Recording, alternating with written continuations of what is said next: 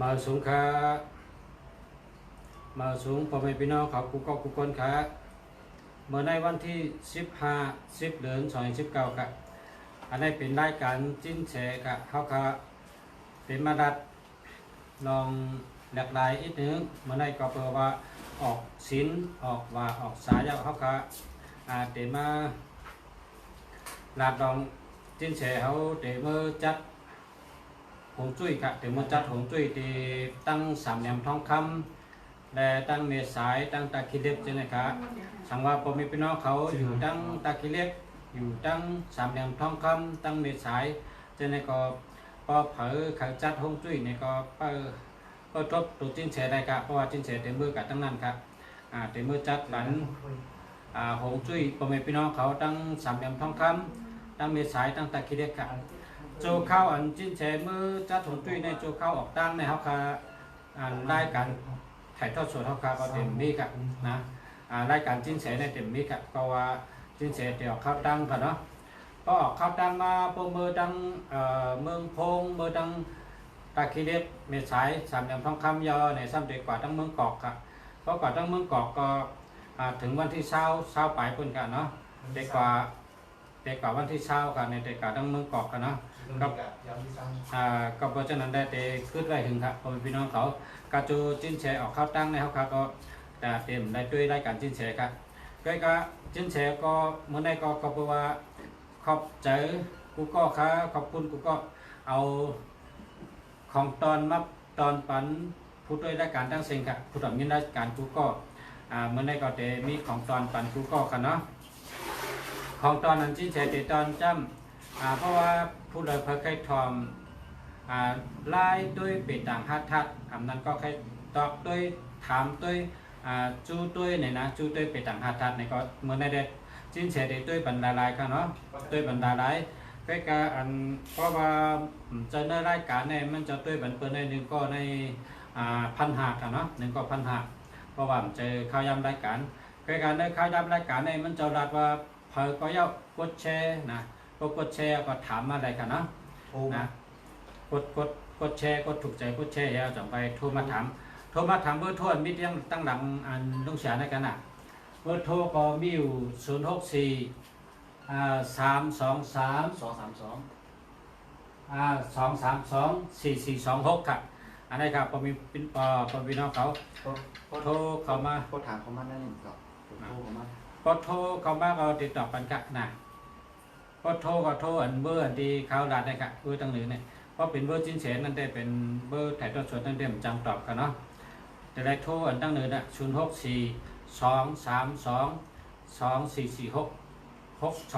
2446 กันนะตั้งหนึ่งนะครับนะเอาครับนั่นก็พอไม่พี่น้องเขาสั่งว่าใครตุ้ยเปตังนะใครจ้ำตุ้ยใครถามตุ้ยนี่ก็ห่างแฮนไว้กันเนาะห่างแฮนไว้อันนั้นก็สืบรัดได้ก็ได้สิแล้วก็กดถูกใจกดแชร์ก็ถามเข้ามาได้กันเนาะโทรถามเข้ามาได้ครับเมื่ออันตัวเดียวนี่เปิดใจครับก็หาได้ออกรายการอันมี10 ข้อกูวันตอนปันตั้งหู้พ่อแม่พี่น้องเขามันเจ้าหนังว่าในรายการข้อที่1เมื่อพุกในก้นเกิดปีปังใต้ต้องเกิดปีงูก้นเกิดปีไก่ก้นเกิดปีลิงก้นเกิดปีจ้านก้นเกิดปีเงือกก้นเกิดปีหมาจะกล่าวว่าเกิด12ตัวสัตว์นั่นอันเกิดปีเลยได้ทั้งปีเลยแม่นกันนะครับติดถามกูวันกับอันนี้ก็ถามเป็นข้อที่1ครับเดี๋ยวถามว่าเมื่อพวกในตัวชัดอีสังหลายค่าอันแม่นกันอันว่านั้นมันปองว่าก้นอันเกิดปีงูก้นอันเกิดปีลิงก้นอันเกิดปีไก่ก้นอันเกิดปีจ้างปีมากครับเนาะอันใดตั้งอันใดแม่นกันใช่ไหมฮะเขาขาดถามบันนั่นก็เป็นพรดีปุตตะพ่อแม่พี่น้องเขาได้ชัดที่วิทยาแต่วันใดวันนั้นครับเขาขาดัดเมื่อได้ก็เป็นแต่เจ้าเมื่อพุกครับเนาะฟังว่าได้เจ้าอยู่มีพรดีอยู่ครับกับนะครับขาดถามข้อที่2ก็ถามว่าเมื่อพุกเป็นวันทัดอีสังฆาถึงใช่ไหมครับแล้วก็เขาขาดถามว่าข้อที่3ก็ถามว่าก้นอันทัดใจตกแห้งใจตกอันนั้นก็ก้นอันป้ายอยู่ดียุบย่อมเขาจะนั่นเตะได้ใส่เสื้อโคสีสังฆาในวันเมื่อพุกในนะครับขาดถามวันกันเนาะแล้วก็ข้อที่4ก็ถามว่าเฮาเปิดมีเมตตาหักเขาเจ็มผีเจ็มก้นหักเขาในเฮาหลุดได้ใส่เสื้อโคสีสังฆาจะในข้อที่4กันเนาะวันหนังในข้อที่5ก็เหมือนกันครับ ก็เขาก้าเม็ดขายมันมีสุนมีหลักเฮามีน้ำเม็ดน้ำต้นเฮาคาเตถูกใส่ชื่อโคสีสังฆะได้เป็นข้อที่5ค่ะเนาะแล้วข้อที่6ก็เฮาก็ถามว่าออกตาออกตั้งก็ตั้งเลยค่ะเมื่อพกในเพราะเขาผีสังชัดก้นมีเมตตาฮักเขาเนี่ยเนาะแล้วข้อที่7ก็ถามว่าถูกดีออกขอออกขึ้นก็ตั้งเลยค่ะเพราะเขาก้าเม็ดขายมันมีน้ำเม็ดน้ำต้นค่ะแล้วก็ข้อที่8เท่ากับถามว่าเมื่อพุกในถูกดีก็จะพัฒมะเฮ็ดลองสังฆะก็เขาเป็นมังกรดีปันเฮาเป็นพรดีปุณดัตตัวเฮาคาและเฮาดีปุณดัตตัวเฮาค่ะเฮามีโจตัดตัวเฮาค่ะ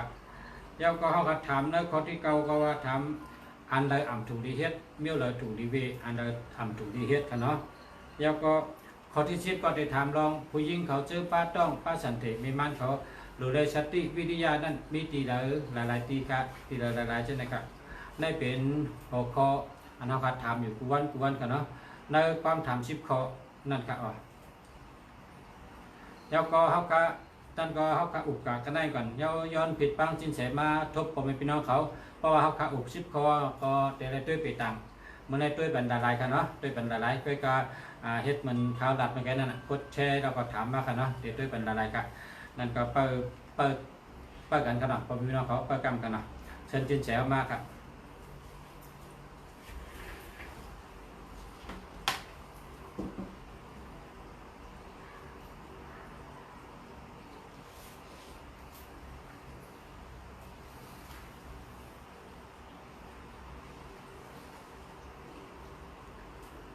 ชุดแบบนี้มาสงค่ากุมือดีค่ะมาส่งครับมาสงค่าพ่อแม่พี่น้องอ้วยก็หลีผู้ถ่อมพี่น้องเขาตั้งหมดตั้งเสียงค่ะเมื่อได้สิ้นเสนะฮะเดี๋ยวมาป่องข่าวเงาดีค่ะเนาะปันพ่อแม่พี่น้องเขาเฮลยินกันผู้ถ่อมยินกันค่ะเนาะเมื่อพูกสิ้นเสเดี๋ยวเข้าตั้งเมื่อจันทงจุ้ยปันพ่อแม่พี่น้องตีอยู่สามเหลี่ยมทองคำนะฮะที่เมสายแล้วก็ตะคิเล็กมี3ตีค่ะเนาะก็เพราะว่าเชิญสิ้นเสมาอะไรในเป็นอาทิตย์เกือบ2 อาทิตย์แล้วครับนะฮะ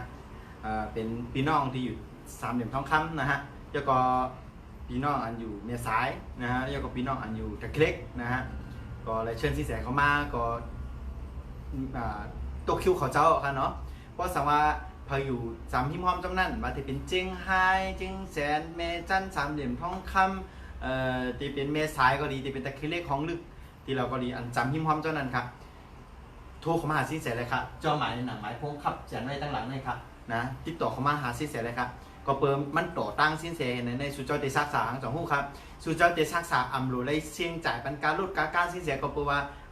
พี่น้องเขาอันเชิญอันตั้งนั้นจ่ายเอาขนาดนะเพราะนั้นในเตได้ซักษาตัวนั้นครับอันนั้นเชิญเข้ามาเลยครับเนาะเจ้าก็ไหว้เสสินแสเมื่อวันที่16มพุกนะวันที่17จันทร์ฮงจุ้ยนะวันที่18พอสั่งว่ามีผลสืบในก็สินแสติดบอกลงมาขึ้นนะฮะมายันโคนที่19พอวันที่20สินแสติดนั่งเครื่องบินลงกับสนามบินดอนเมืองนะฮะกับลงกับสนามบินดอนเมืองก็ติดกับเจ้าท่องจุ้ยวันพี่น้องใต้เขาที่อยู่ที่กรุงเทพกันนะแล้วก็ติสืบกับเจ้าท่องจุ้ยวันพี่น้องใต้ที่อยู่ทั้งภาคอีสานบนทางกันเนาะนะฮะแล้วก็สินแสกล่าววันที่20ก็สินแสติดเลยปอกมาแต่หมอกวันที่11เหลือนบนนาค่ะเนาะเขาตั้ง7 วันในคิวเต็มกูวันครับนะเพราะนั้นใน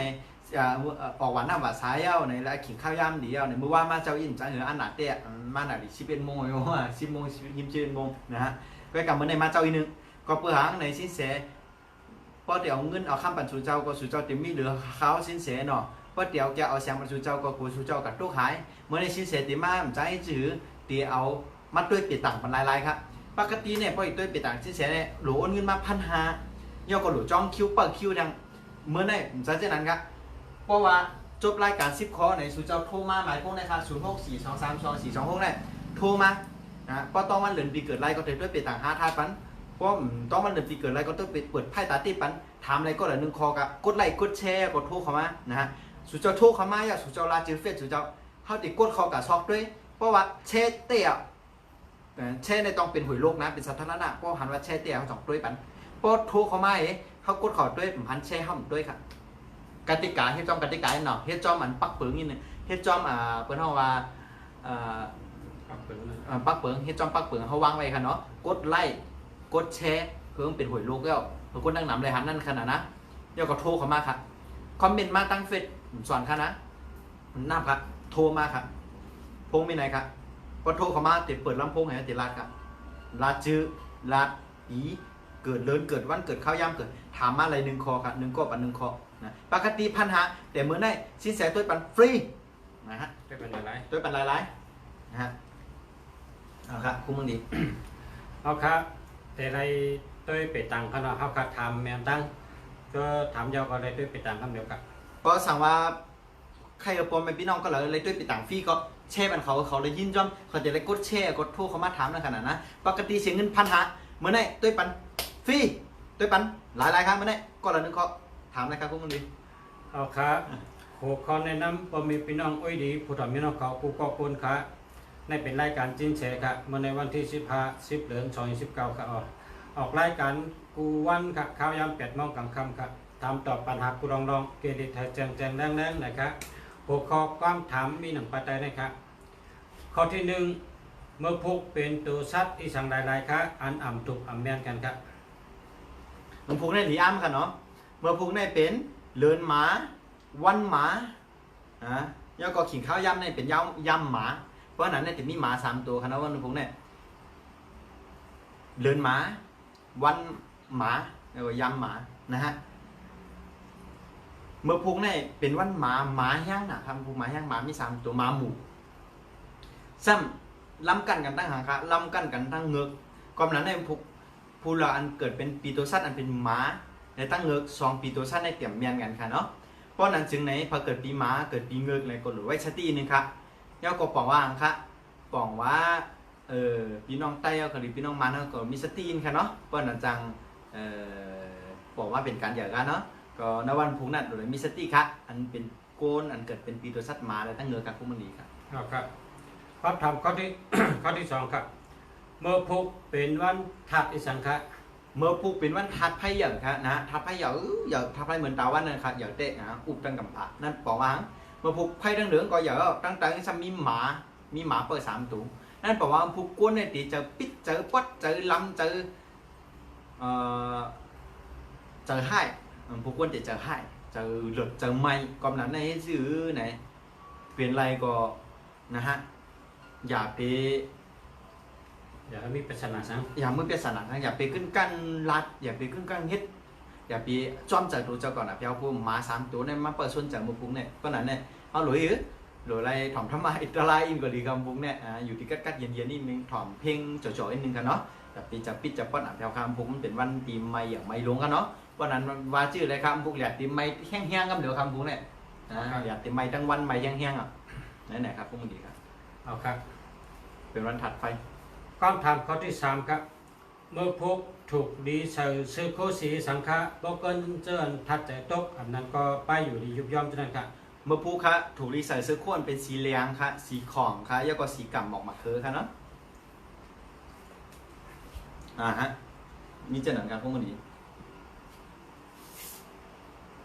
ยอขอถาม เอาครับความถามข้อที่ 4ครับเมื่อพกถูกดีใส่ซื้อโคสีสังฆะก็คือผีสังสัตว์ก้นมีเมตตาฮักเขานะครับ เมื่อพูค่ะถูกรีใส่เสื้อคู่ไฟสมดีใส่เสื้อคู่สีเหลืองค่ะสีกาแฟค่ะแล้วก็สีส้มหมักจอกค่ะ3 สีนี่ค่ะ เอาครับเมื่อพก มันเมื่อพกในถูกดีใส่ซื้อโคสีสังฆะก็คือก้าวของขายมันมีส่วนมีลับก้าขายมีน้ำแมดน้ำตอนกับ เมื่อพูค่ะถูกดีใส่เสื้อคู่อันเป็นนะฮะก็เปิดไพ่มานำหนานะฮะเดี๋ยวจื่อครับไพ่ในเป็นเงินเป็นข้ามของอย่างครับเป็นของนำเพราะนั้นเฮ็ดจื่อเพราะนั้นถ้าหลอนนำกับพดนำมันเป็นเสียงครับสีล้ำสีสอมแล้วก็สีผ้าครับเพราะนั้นเมื่อพบว่าสัตว์สีล้ำสีสอมสีผ้าในจึงเดลัยจกหลับเงินคำดีกันเนาะแล้วก็จางอย่างคำพูดวันที่อย่างครับมือพูดวันที่ออกจางปักที วันที่16ครับวันที่16วันสัตว์ที่เกิดครับ นะครับ ข้อที่6ครับข้อที่6ครับเมื่อพกถามว่าเมื่อพกในถูกดีออกเขาออกเคลื่อนกว่าจู้ไผ่ตั้งไรครับก็คือผีสังสัตว์ก้นฮักเขามีเมตตาเดียวครับ เมื่อพูดฮะถ ถูกลีออกตาออกตั้งกับจูเจิงจ้านวันตกซื่อๆค่ะเนาะฮะพี่สังสกุลเต็มมีเมียตันเอาค่ะ เอาครับความทำข้อที่7ครับเมื่อพุกถูกดีออกขอออกเพิ่นกันตั้งเลยครับก็คือกล้ามยัดไขมันมีน้ำยัดน้ำตอนครับ เมื่อพูค่ะถูกรีออกขอออกเฮิรนนะฮะกะจูตั้งตกซื่อๆค่ะเมื่อพูบ่ได้ซื้อถี่เฮ็ดซื่อค่ะเสื้อสีหล้ำเสื้อสีสอมเสื้อสีผ้ากะซื้อนาตั้งตกเฮิรนเอาซื่อๆเดปักทีนะครับ ครับคำถามข้อที่8ครับเมื่อพุกถูกดีก่อจ้าปัทมะเฮ็ดการลองสังให้เป็นมังกราและเป็นพรดีปุณดาตัวข้านะครับ เมื่อพูค่ะตั้งแขนในเปิ้นฮ้อว่าเป็นวันเก๋งวันเก๋งนะฮะเป็นวันที่มีเฮียงเหลือเปิ้นนะเมื่อพูทัดไฟย่ำอยู่ตั้งเหนือหมา3ตัวเป้าตั้งเตอนะฮะเพราะนั้นเป็นชื่อไผก็ไผเยอะหมา3ตัวหมาหมู่ทั้งเยอะนะกำไรซ้ำมาวันนั้นเป็นวันเก๋งมีเฮียงเยอะทั้งผู้ให้แหลดไม้ตั้งวันชัวร์ๆแหลดไม้ตั้งวันเห็นกล้าก้นตีเจอวันจากไม้ตั้งวันเหนะฮะแล้วก็มาผูกเป็นวันอันที่มีบาปมีแห้งเจอแห้งเต้ถูกลีแห่งคำมาผูกเนี่ยถูกลีกับกายเลยการเหยอะการลงการลงเหมือนหนังครับเหมือนหนังการขึ้นปังกุมเนี่ยการจัดปังกุมการเฮ็ดปังกุมนะฮะบาดในการพึกลูกซึกเขาเนี่ยนะพึกเสือเขาเนี่ยอำนั้นก็กระตึกเปิ้นเผิดตรงตามมันเป๊ะกันในวันผูกนั่นนะฮะย่อก่อนในการที่ออกตาออกตางก็ดีย้อนปอนย้อนกำมังกะลากามสังสีลองไข่เฮออันที่ลองอันที่มันเปลี่ยนมาตั้งถังกลางใจเนื้อโคน่ะเฮาสุดต้องว่ามีใครอะไรใครเปลี่ยนนั่นเหิมป้อปี้จบเต็มทนนั่นสุดต้องในวันผูกกันแหละนะฮะแล้วก็ในการที่เด็กเขากะหาผู้เหยาก้นหลวงเขานะฮะจ้อมในเป็นวันหลีกะเหมือนสิ้นแสมพวกเดียวเข้าตั้งสิ้นแสก็ด้วยแน่น่ะเมื่อพวกถูกหลีออกเข้าตั้งยาวหลวกว่าหางค่ะหลวกกะจ้าท่องจุ้ยนะยาวก็กะกันโตเสียโตอันที่เลยสอนปัญญาบรรเทาได้กับกันโตโปกันโตเมเป็นชื่อค่ะโปสิ้นแสได้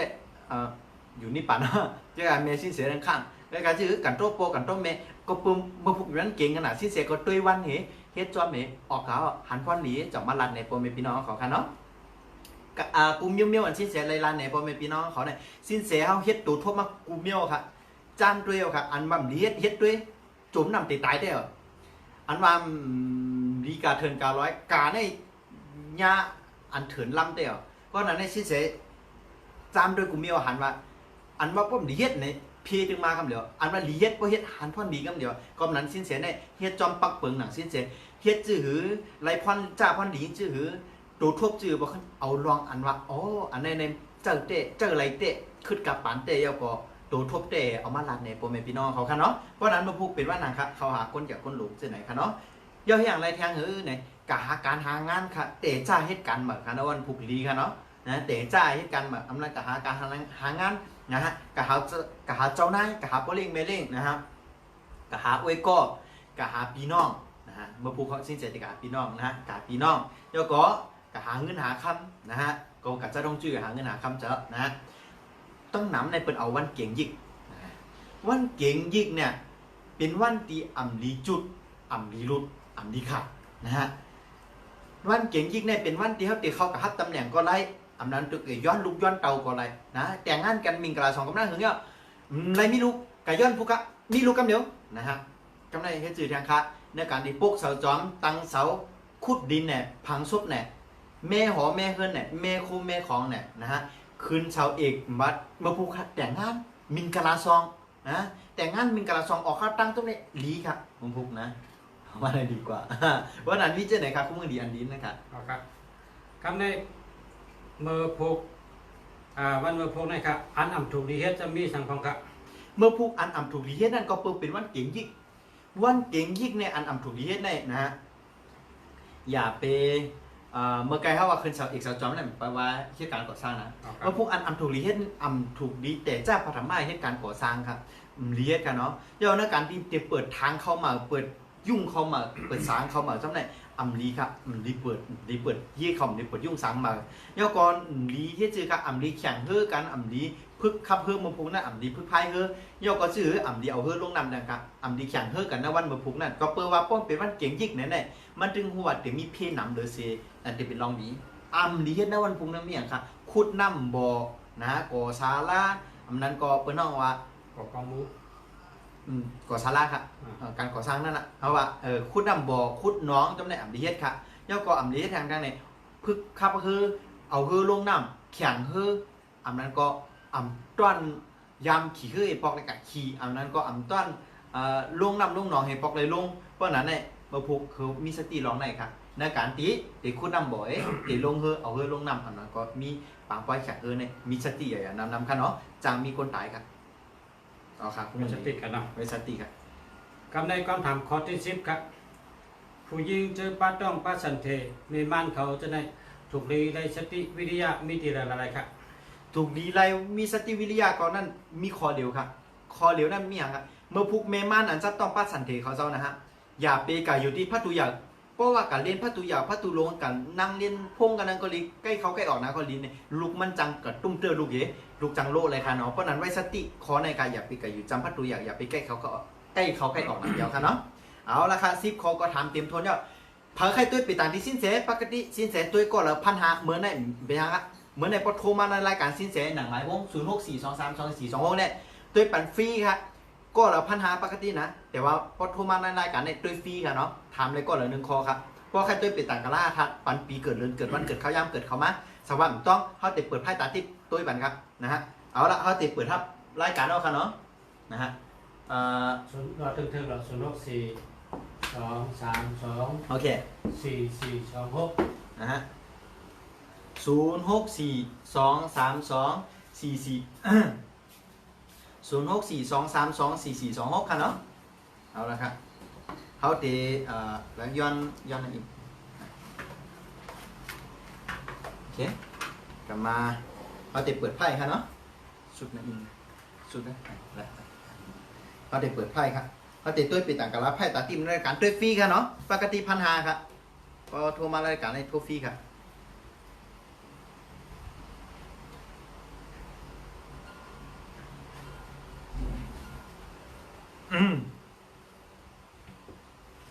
โทรมาขนมไม้พง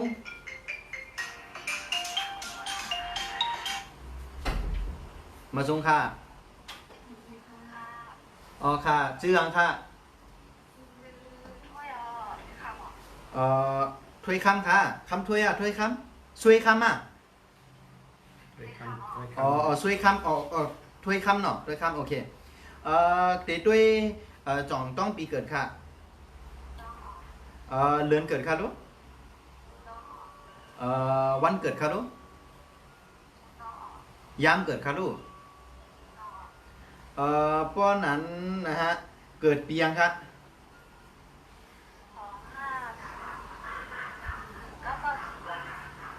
เป็นความไทยเราความไต้จะผักเนาะเอาลัดความกล้ามคนละคนหนึ่งค่ะแหละเอาเป็นไต้หาไทยดิเดี๋ยวลัดความผังค่ะขึ้นเสียก็หมดลัดกูกล้ามกับค่ะปัดกล้ามเขย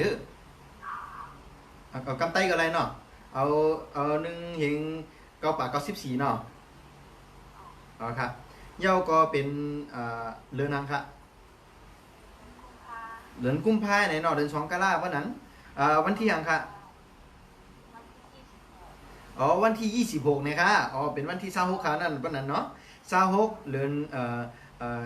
January February เนาะเดือนกุมภาเดือน2 กรกฎาคมเนาะ2 เดือน1เห็น98 94ฮู้ว่าคำถ้วยเอาใครฮู้ลองสังค่ะลองนาการค่ะเนาะตีแต่เขามีกติกาว่ากดไลค์แล้วก็กดแชร์ในกดไลค์กดแชร์ค่ะเนี่ยกดแชร์กันเนี่ยกดแชร์กันเนี่ยกดแชร์ค่ะเนาะโอเคกดแชร์เนาะลองนาการค่ะเนาะใครฮู้ชื่อกับการเลยลองนาการค่ะ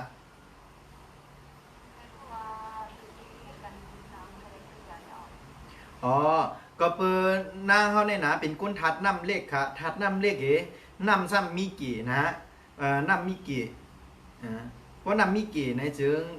ในตัวนางขาวในป้าอยู่คุมเงินคุมค้ำในเมานึงค่ะเนาะมันยังเป็นคุมเงินคุมค้ำอันตีคุมเงินคุมค้ำนางเนี่ยนะฮะก็เปิดมันนิ่มแหละมันเป็นคุมค้ำอันตั้มคุมเงินคุมค้ำอันตั้มไปตั้งเหนือร้อยในกลางอากาศนั่นบอกว่าครับนางในการจุดตีหาเงินค้ำใดเนี่ยตีเลยคือเท่ๆครับตีเลยออกว่าออกย่างไงเลยไหลมานะฮะโยกนาการอันที่ถูกแม่นนางซ้ำนะฮะเป็นนาการนั้นกับการโดยนำดังเสียงครับวันนั้นว่านั่งนะฮะตีเหตุการณ์นั้นกับการโดยตีเป็น ขายน้ำเนี่ยนะน้ำกูเมียวน้ำเนี่ยนะน้ำมันก็อ่ะก้อยกะหรืออะไรเป็นน้ำขายน้ำมันน้ำต่างเมียวเต็มไรหรืออะไรเป็นน้ำกัดน้ำเย็นน้ำรีบเนี่ยอันนั้นก็นะฮะสังว่าเป็นผู้หญิงนะฮะก็เหตุการณ์พนักงานเสิร์ฟอะไรค่ะการอันกับการเลยกลางขึ้นในค่ายเหตุอะไรกูลองค่ะนะฮะยก็สั่งว่ามีเงินมีคำในวันนั้นนะคะนะเปิดเสียงขายคำค่ะเปิดอันนั้นก็เปิดเสียงขายสายข้อขายมิ่งคุยขายปีหูจ้าในค่ะปนางเหตุนาการจ้าในเนี่ยหัวนาการนั้นตึ้งขึ้นอย่างมาสูงเยอะค่ะนะตึ้งตีได้เป็นสักเทก่อนหนึ่งค่ะยก็ให้หูลองสั่งแทนค่ะ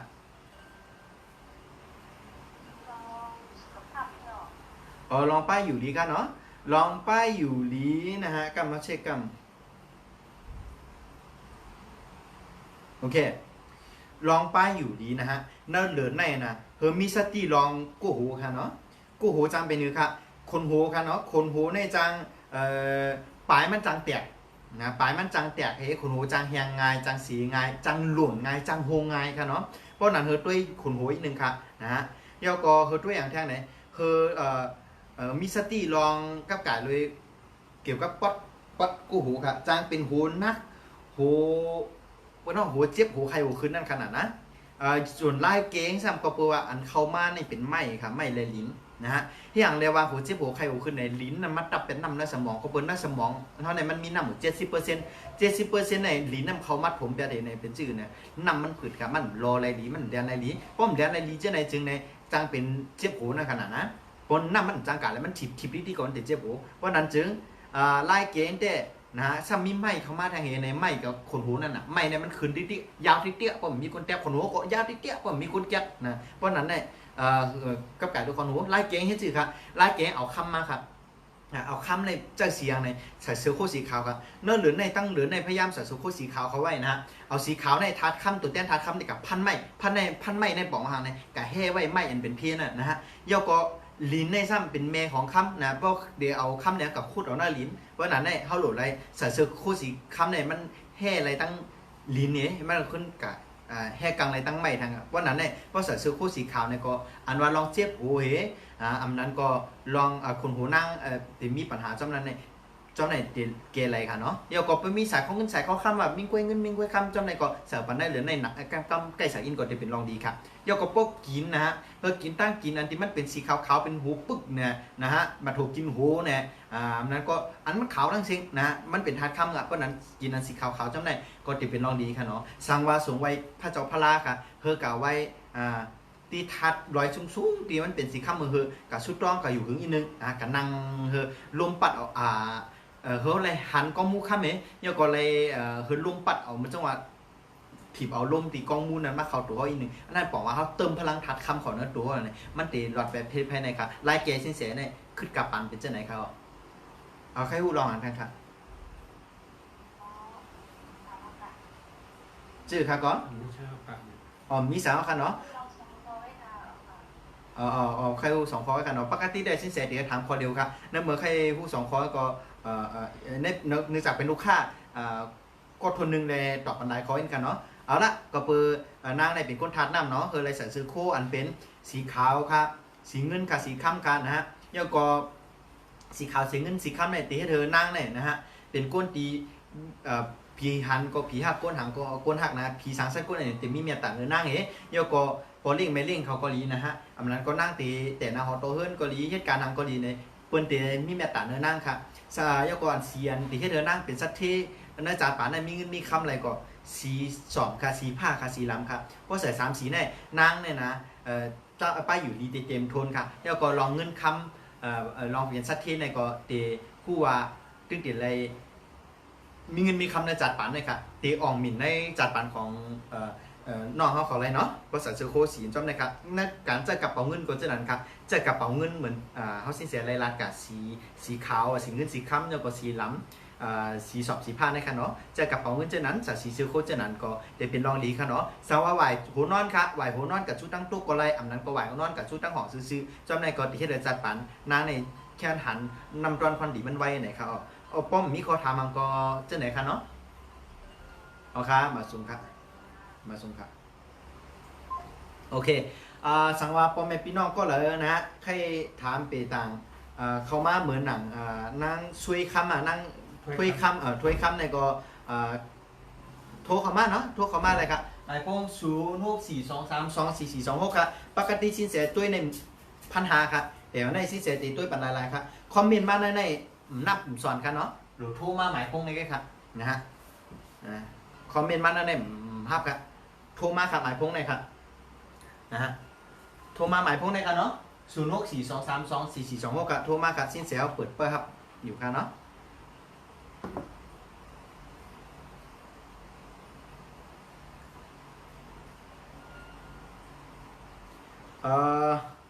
มีพี่น้องก็เลยใครถามเขามากค่ะเนาะต้องวันเดือนปีเกิดก็ถามเขามาอะไรครับเดี๋ยวตัวเป็นต่างกับลาแพทย์ตาติดปันนะฮะ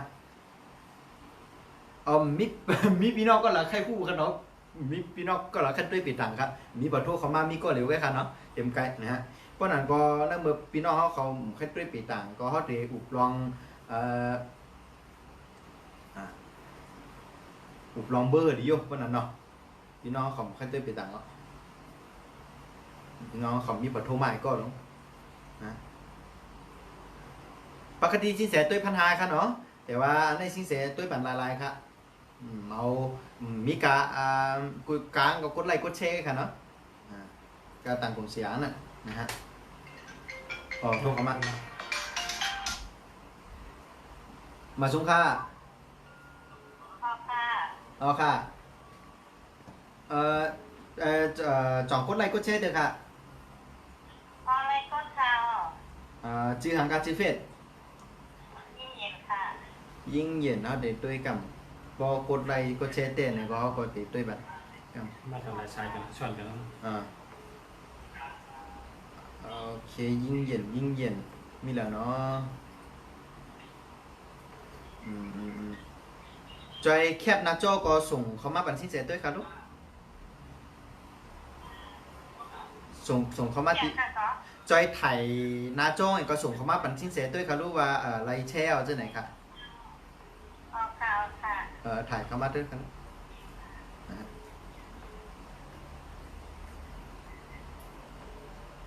สินเสียวพอตัวอีกครับนะปกติสินแสตุ้ยไปต่างเขารัดปันรัดต่อพี่น้องครับรัดในโทรศัพท์ปกติสินแสตุ้ยไปต่างเตี๋ยไรเซ็งเงินปันสินแส1,500แล้วเตี๋ยไรเปิดคิวแทงเป็นอาทิตย์เป็นเดือนก็มีครับเพราะนั้นในแต่เดี๋ยวสินแสปันโอกาสพ่อแม่พี่น้องเขาครับกดไลค์กดแชร์ต่างกลุ่มเสียงกันในขังเซ็งเงินในบาทครับตุ้ยฟรีครับเพราะตุ้ยแต่เดี๋ยวในรายการในนะ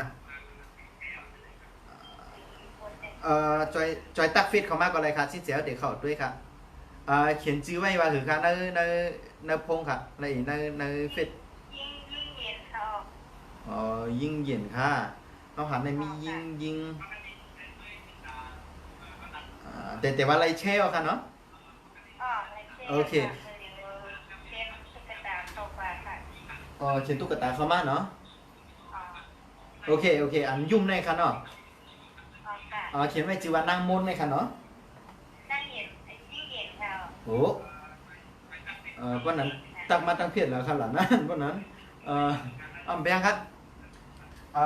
แช่ก็แช่ครับแบงตามกติกาครับเนาะเพราะแช่ปีเกิดจ่องต้องค่ะปีเกิดจ่องต้องค่ะปีเกิดจ่องต้องค่ะลุงวันค่ะลุงวันจ่องต้องค่ะปีเกิดเดือนเกิดวันเกิดย่างเกิดจ่องต้องค่ะปีเกิดวันเกิดค่ะก็ค่ะโอเคตักได้ต่อโอเคถามอะไรหนึ่งข้อค่ะนะกำขนาดไอ้เขาสุดต้องกำมอร์สก็ต้องอัตสมาสุนามาสัพพะตัวสัมมาสัมพุทธัสสะปะตัวสัมมาสัมพุทธัสสะมันกันปะทัสสะสิสมาปัญญาว่าแต่เดี๋ยวนั้นตัวปีต่างกันไปแต่ที่บ้านพ่อแม่พี่น้องแฟนรายการสินเสียวเขาทั้งหมดทั้งเสียงเนาะพอแฟนรายการสินเสียวใครฮู้รอหังกูลองกูสัมชันเบิ่งเนี่ยถามเขามาหน่อยก็ย้อนปิดบ้างพีอย่าไปต่างกะลาคู่ไพ่ของเจ้ากูป้ากูตุนกูองมาจอยการฉลาดเราสินเสียเฮ็ดเอาได้คือองอย่างสร้างมันองหนังจะพอสินเสียพอเขาถามเขามาในรายการสินเสียเนี่ยพี่น้องก็เลยเสียบ้านเพื่อนรายการเนี่ยกูเลยทำยินดีหมดทั้งสิ้นพอถามเขามาว่ามีปัญหารองนาการกรณีรองเงินคำกรณีรองทั้ง5กรณีรองไปอยู่ดีก็ดีคือกูสามชั้นเบิ้งพอถามเขามาปีต่างกะลาไพ่ตาติบก็เจ้าเรียนเขาก็ด้วยน่าจะปานเขานั่นนี่พวกก็ซอหันเนี่ยอันปีมันมีอันกึดอันของอันคำเนี่ยก็จะมาลาดพันธุ์สินเสียนะสินเสียติดเปิดหน้าไพ่ก็เป็นตัวเตียนสื่อก็ลาดปันเกปัน นั้นปัญหาพ่อแม่พี่น้องขอตุ้มเติมเป็นอยู่นั่นเนี่ยก็เฮิงพวกเกดีไรแจงๆแรงๆมันแม่นๆมาลัดมันแม่นๆเหมือนหูติดตาตีไปคำค้ามันจ่อยพ่อแม่พี่น้องเฮาเขาค่ะเอาค่ะเป็นกดทุนนึงนะฮะที่โทรเข้ามาอย่ากดติไรด้วยปีต่างกะรับไพ่ตาติบค่ะนะใครฮู้รอหังค่ะนาเงิน การคึกกำค่ะชื่อหังค่ะชื่อหังค่ะ เห็นเขา ชื่อเย็นค่ะเนาะอาซังอะไรเกิดค่ะ 37แล้ว 37ค่ะเนาะเดี๋ยวกูว่าในเหตุการณ์หังอยู่ค่ะ คือว่าถ้าได้เหตุการณ์ค่ะคือถ้าได้เหตุการณ์ก็ตั้งเขาออก โอเคอันใครฮู้รอหังค่ะ ลองนาเงินเลยค่ะลองเงินต้นเหมือนเช่นทองในปีอย่างสุขาเหตุการณ์นะคะออก ถามในข้อเดียวในด้วยค่ะนะอันผูกกับเหตุการณ์อยู่ในลองเงินคำเป็นไว้ชื่อพองหน่อยค่ะเนาะ ออกอะมันของมันขับมันก็อะไรเมื่อเก่า โอเคเอาละแต่เดี๋ยวในจือว่านั่งเย็นนะฮะนางยิ่งเย็นในถามเขามาตีด้วยว่าอันผูเหตุการณ์ก่อสร้างของในนะลองเงินคำมันก็เหมือนเจอมันมีรองของคำจื้อมันติดอะไรเกยไขจื้อนะย้อนผิดปังผีปีต่างกะลาคู่ไพ่เขาเจ้านะมาเปิดผักมือกว่าคันในคาริจานโนคันนะเอาละ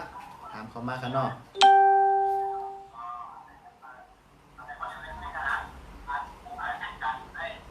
โอเคเจ้าค่ะนะฮะไล่มาเป็นไพ่เบอร์อันตำรวจนะฮะมาล่อรวดในป่องวางในป่องว่าหน้าการอันเฮาเฮ็ดนั่นนะคะเฮาเฮ็ดในเฮาเฮ็ดเต้ๆว่านะเฮาถูกรีไลเงินถูกรีไลค้ำเต็มทนก้อยกาอันเปิ้นมาเจอเฮาอันเปิ้นมาจ้างเฮานั่นเปิ้นแค่เฮ็ด TikTok ซะเฮาเปิ้นมุนแค่จ่ายปงมันเปิ้นแค่ปันซิงกำเหลวเปิ้นเหมือนหนังการจุติไรมานั่นมันอยากเหมือนหนังว่านั่นเต้งเก่าคันเนาะยบฮัลโหล ออกค่ะ ฮะมันเหมือนจังว่าเงินค้ำอันที่เฮาถูกรีไลนั่นมันก็เป็นรองอันผืดกึดคำนั่นใจเต้วค่ะโยกำไรมันซ้ำเป็นที่หือเป็นชื่อเนี่ยกำเฮาติดเช็คปันนี้กันเนาะลายเก่งแต่เป็นนี่ค่ะกำไรเฮาซื้อว่าหันมาแทงเบี้ยวเนี่ยนะฮะเนื้อไพ่มันลาดว่าตั้งเฮิรนนะฮะผมจะค่ะผมจะกับพี่นางอันทุกเขามากแค่กันนะตั้งเฮิรนค่ะก้นอยู่ตั้งเฮิรนในตั้งเฮิรนน่ะหน้าห้องในตั้งห้องนะฮะแต่เป็นก้นที่แต่มีเรื่องเครียดอยู่สิค่ะแต่มีเรื่องเฮอปวดหัวสิค่ะนะฮะ ออก แล้วก็ไล่เกงเดี๋ยวมีไว้จือเนี่ยเดี๋ยวย้อนเปิดไพ่ถามอินค่ะเนาะไล่เกงเดี๋ยวเป็นเด็กเกมเป็นเขาเจ้าชื่อค่ะเด็กเกมเขาเจ้าชื่อค่ะจะลาปันอินค่ะ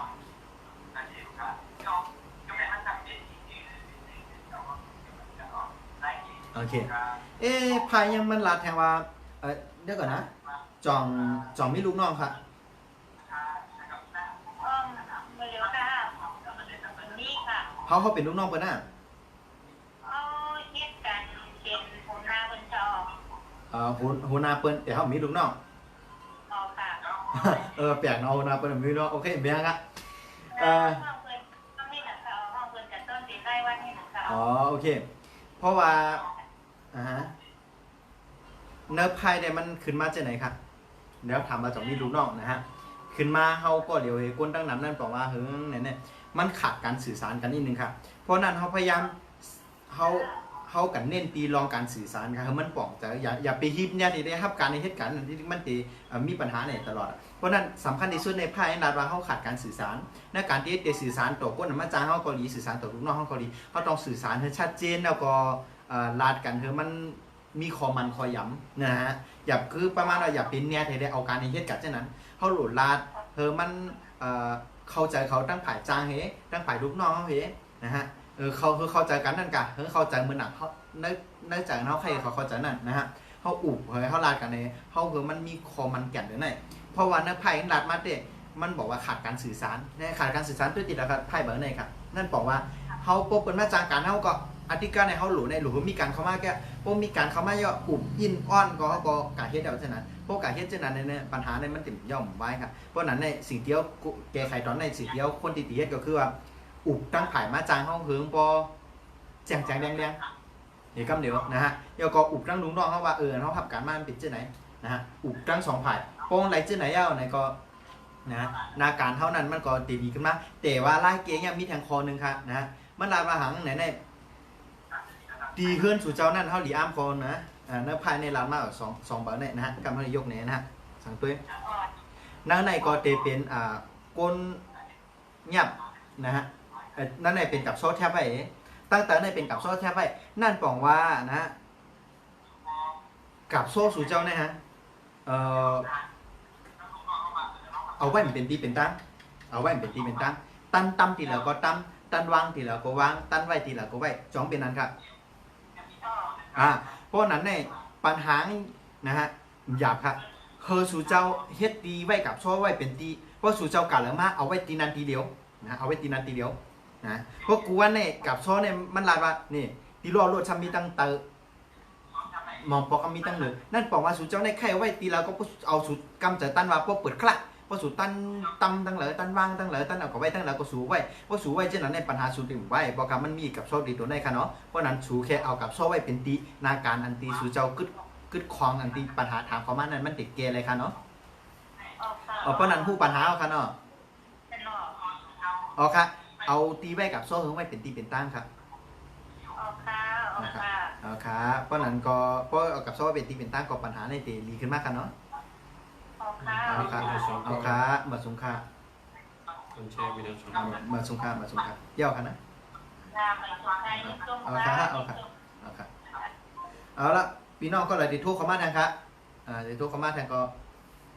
นะฮะ นั่งคำเย็นนั่งคำยิง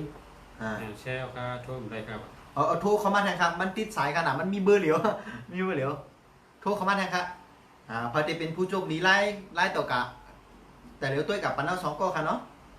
โทรเข้ามาครับกดไลค์กดแชร์ตั้งแชร์ก็โทรเข้ามาครับ0642324426ก็โทรเข้ามาค่ะเนาะ โทรมาที่064 โทรมานะครับ มาส่งค่ะเจืองค่ะ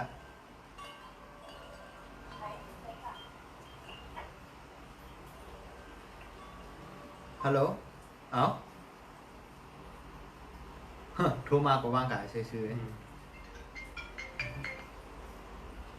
ฮัลโหลมาส่งค่ะนางคำยิงค่ะเนาะโอเค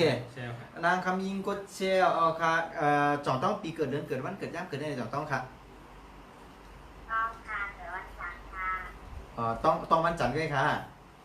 แล้วก็เกิดปี1985ค่ะทางไรค่ะนะยังกำลังทางค่ะเรือนทางจ่องต้องค่ะเดือนปีใหม่เป็นทางค่ะเลยเอาละเขาติดต่อแพทย์ตาตีแบบเอาละใครพูดลองหังค่ะใครพูดเราไม่อยู่ดีแลของนี่ช่องลำด้วยค่ะถามในคอเลียวไว้ค่ะเลือกเอาคอเลียวค่ะวันนั้นก็เอาเรื่องหน้าการทางนั่งค่ะแต่ว่าดีอยู่ค่ะเนี่ยอะไรเจอเส้นเนาะจบงานก็มาครบทุกคนเอาค่ะเรื่องหน้าการจัดงานกันเนาะโอเคเรื่องหน้าการจัดงานกันชื่อว่านางคำยิงค่ะเนาะใครพูดเรื่องนาการต่างงานค่ะเป็นสื่อค้าเนาะ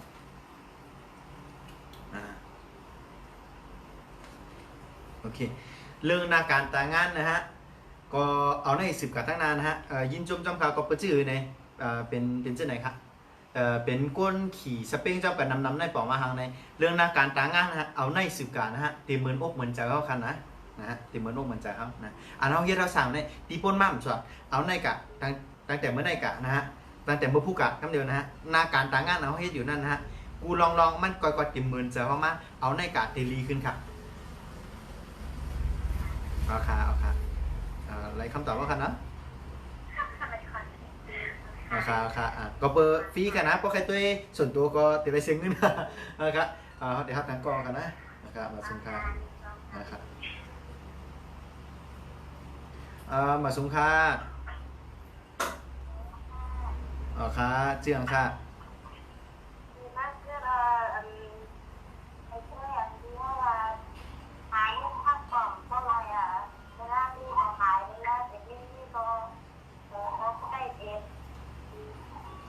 โอเคป้านั้นได้เกิดวันเดือนโอเคเกิดวันไหนครับ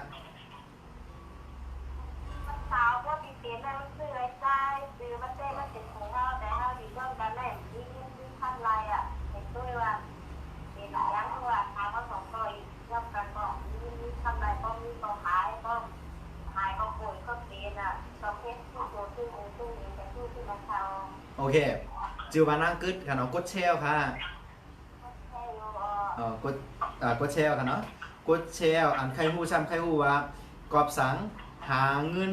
อะไรมาก็เก็บไรพวกหาถือเก็บไรผู้ซ้ำยุ่มดีและกระจายปันผู้เฮ็ดไหนค่ะเนาะยอดเต็มโอเคการก็เลยเหตุการณ์ได้เฮ็ดเฮ็ดว่าก็เลยกินเลยดูคนไทยดูระยะตรงด้วยโอเคเขาสิเสตีตีสรุปบอกนะหาเงินไรมาเก็บอยู่เฮ็ดก็เฮ็ดเต้ๆว้าวๆอ่ะก็กะพอหาดีถึงจะมีเงินมานะฮะผู้ซ้ำยุ่มดีแบบเทได้กับยาตัวปุ้ยอำนั้นก็โก้นั่นเงินยุ่มดีกินหวานได้กับยาแบบนั้นเองเงินเนี่ยหามากก็หายกะหามากก็หายกะจอมเก่งจังไหนติ๊กเยี่ยวก็อันคออันใครถามแท้ใครถามว่าเฮ็ดจื้อหืออะไรเฮิรนเตลีเหลือไหนเฮ็ดจื้ออะไรเฮิรนเตมีเงินเก็บปัญหาลองเงินไหนเฮิรนพอเตแค้นมาเนี่ยเดี๋ยวอะไรเฮ็ดจื้อหือไหนเนาะโอเคเอาคอได้ค่ะนะเอาสิ้นใจเดี๋ยวเปิดไพ่เอาค่ะนะนั่งกึดกันนะโอเคเดี๋ยวเปิดไพ่เอาค่ะเป็นชื่อค่ะเดี๋ยวได้เก็บชื่อค่ะพี่เป็นสังกัดรับไพ่ค่ะ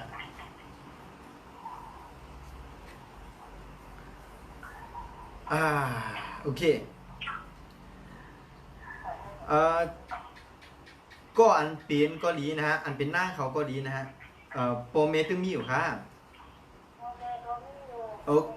โอเคโปรเมมีจ่องยามทั่วหายปะคะลาสุดทั่วหาเมื่อไหร่คะลาสุดในกำลื่นสุดในทั่วหาขี่ทั่วหาเมื่อเดือนเลยครับทั่วหาเมื่อวันไหนครับลาสุดกำลื่นสุดเนี่ยโทรหาลาสุดในโทรเมื่อไหร่ครับเดือนเลยครับเดือนในมอกวันเที่ยงครับ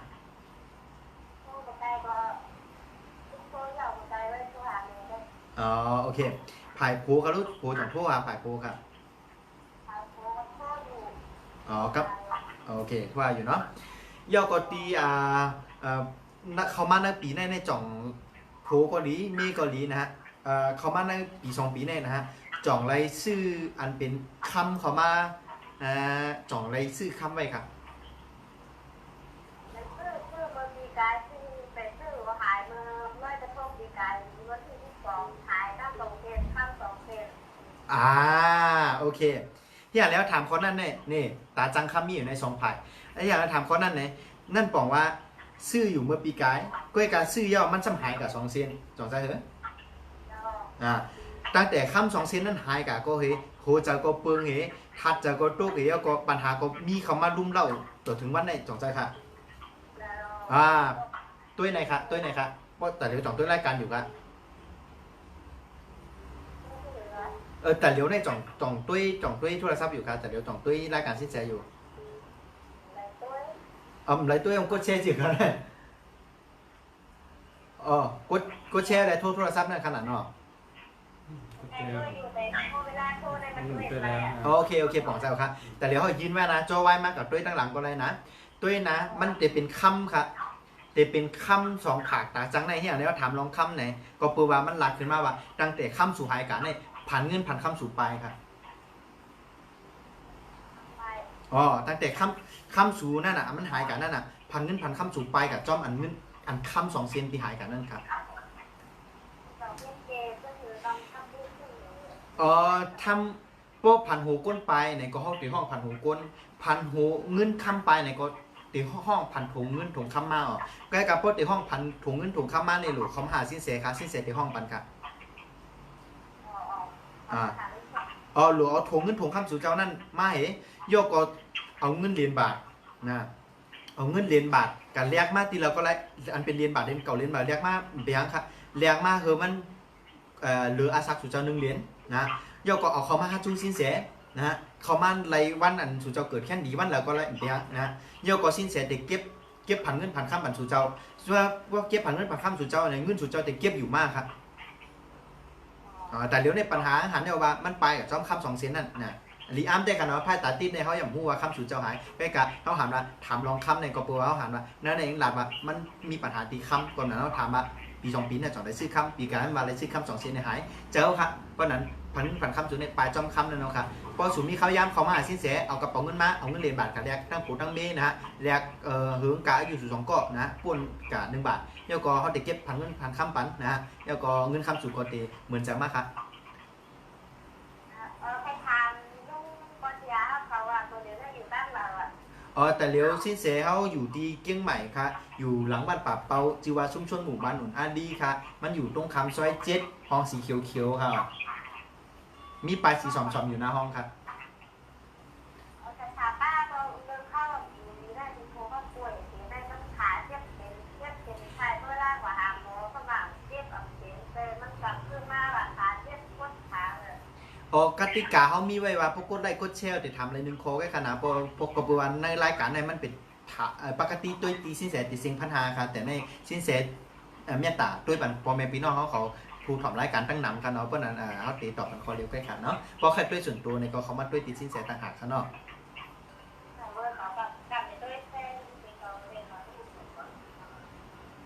กันได้กันไหมครับ ราคากันได้กันค่ามาสูงค่ะ เป็นกล้อง ครับพี่น้องพอเป็นพี่น้องก็เลยตีด้วยไปต่างก็ถามเขามาอะไรแทนกันเนาะอันนี้ก็รีอันได้ค่ะเนาะก็เมื่อไกลในก็เขาถามเขาว่าก็เปิดกับโซ่สุดเนี่ยเอาไว้แค่เอาไว้ตีแล้วก็ไว้จ่องเจอไหนเจอเขาอ่ะนะแล้วก็มีปัญหามีตีกับโซ่นะไว้เหมือนตีเอาไว้เหมือนตีก่อนโทรมาล่าสุดเนี่ยก็เขาถามว่า2 ปีเนี่ยจ่องสุดเลยซื้อคำไรซื้อว่ะซื้อ2 บาทให้ทั้ง2 บาทเดี๋ยวก็ตาจังคำเนี่ยคอยไว้ต่องแต่ง2 อันค่ะเนาะคำขอให้อย่าไปโทรมาตั้งไลน์ค่ะเนาะก็ขอโทรมาตั้งไลน์ในรายการเขาสินแสมันเด็กขึ้นกะค่ะเนาะ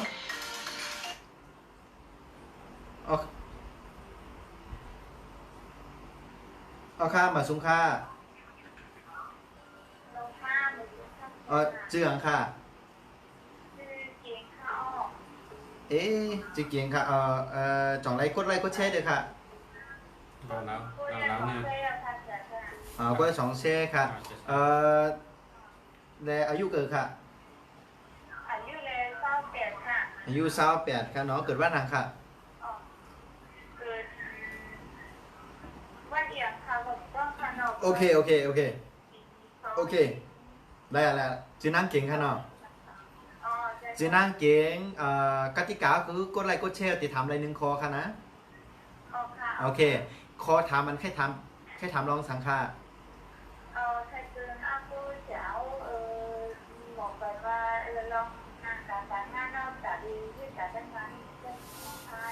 โอเคนาการต่างงานที่เฮ็ดกับทั้งนาเป็นชื่อของเขาถึงอย่าพายเอาค่ะนะโอเค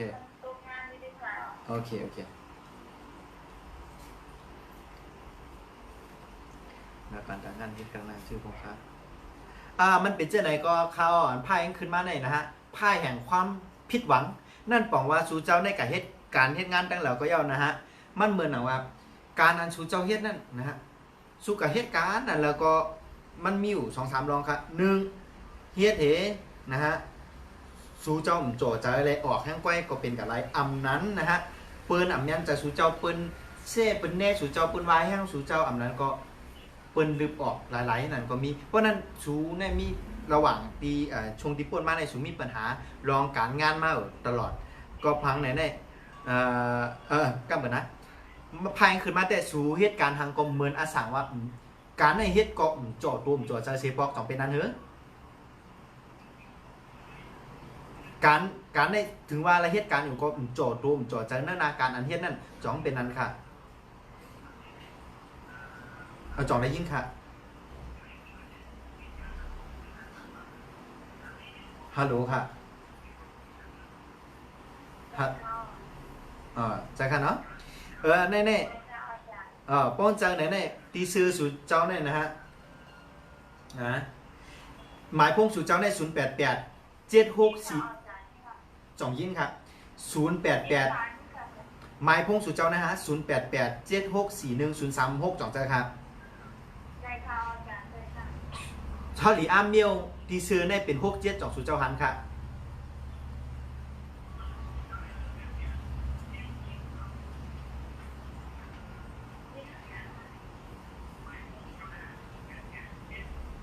จอหันค่ะ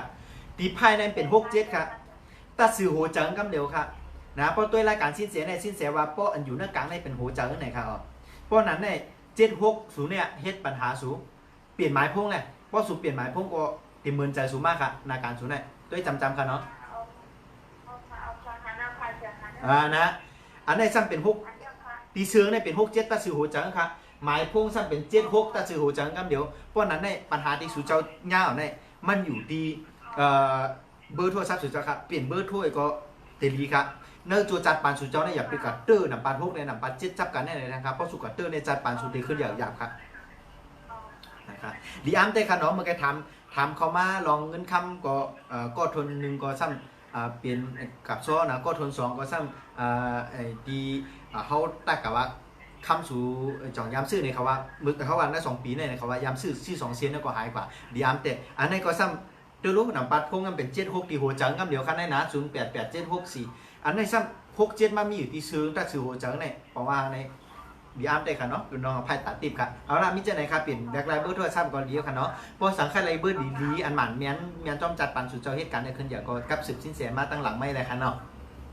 เอาค่ะมาสุงค่ะเอาค่ะมาสุงค่ะเผาก็อันกดมากดยกนิ้วจะไหนในดาวเราเชี่ยวค่ะดาวเราโทรมาเลยค่ะดาวเรา โทรมาค่ะดาวเรานี่แล้วค่ะปกติตุ้ยไปต่างโทรเขามากค่ะเนาะแต่เดี๋ยวรายการสิ้นแสนตุ้ยเป็นฟรีครับคนนี้มันก็เตรียมมาผมติดโทรมาแทนค่ะแต่เดี๋ยวว่างค่ะเนาะดาวเราครับเธอมาซุ้งค่ะมาซุ้งค่ะ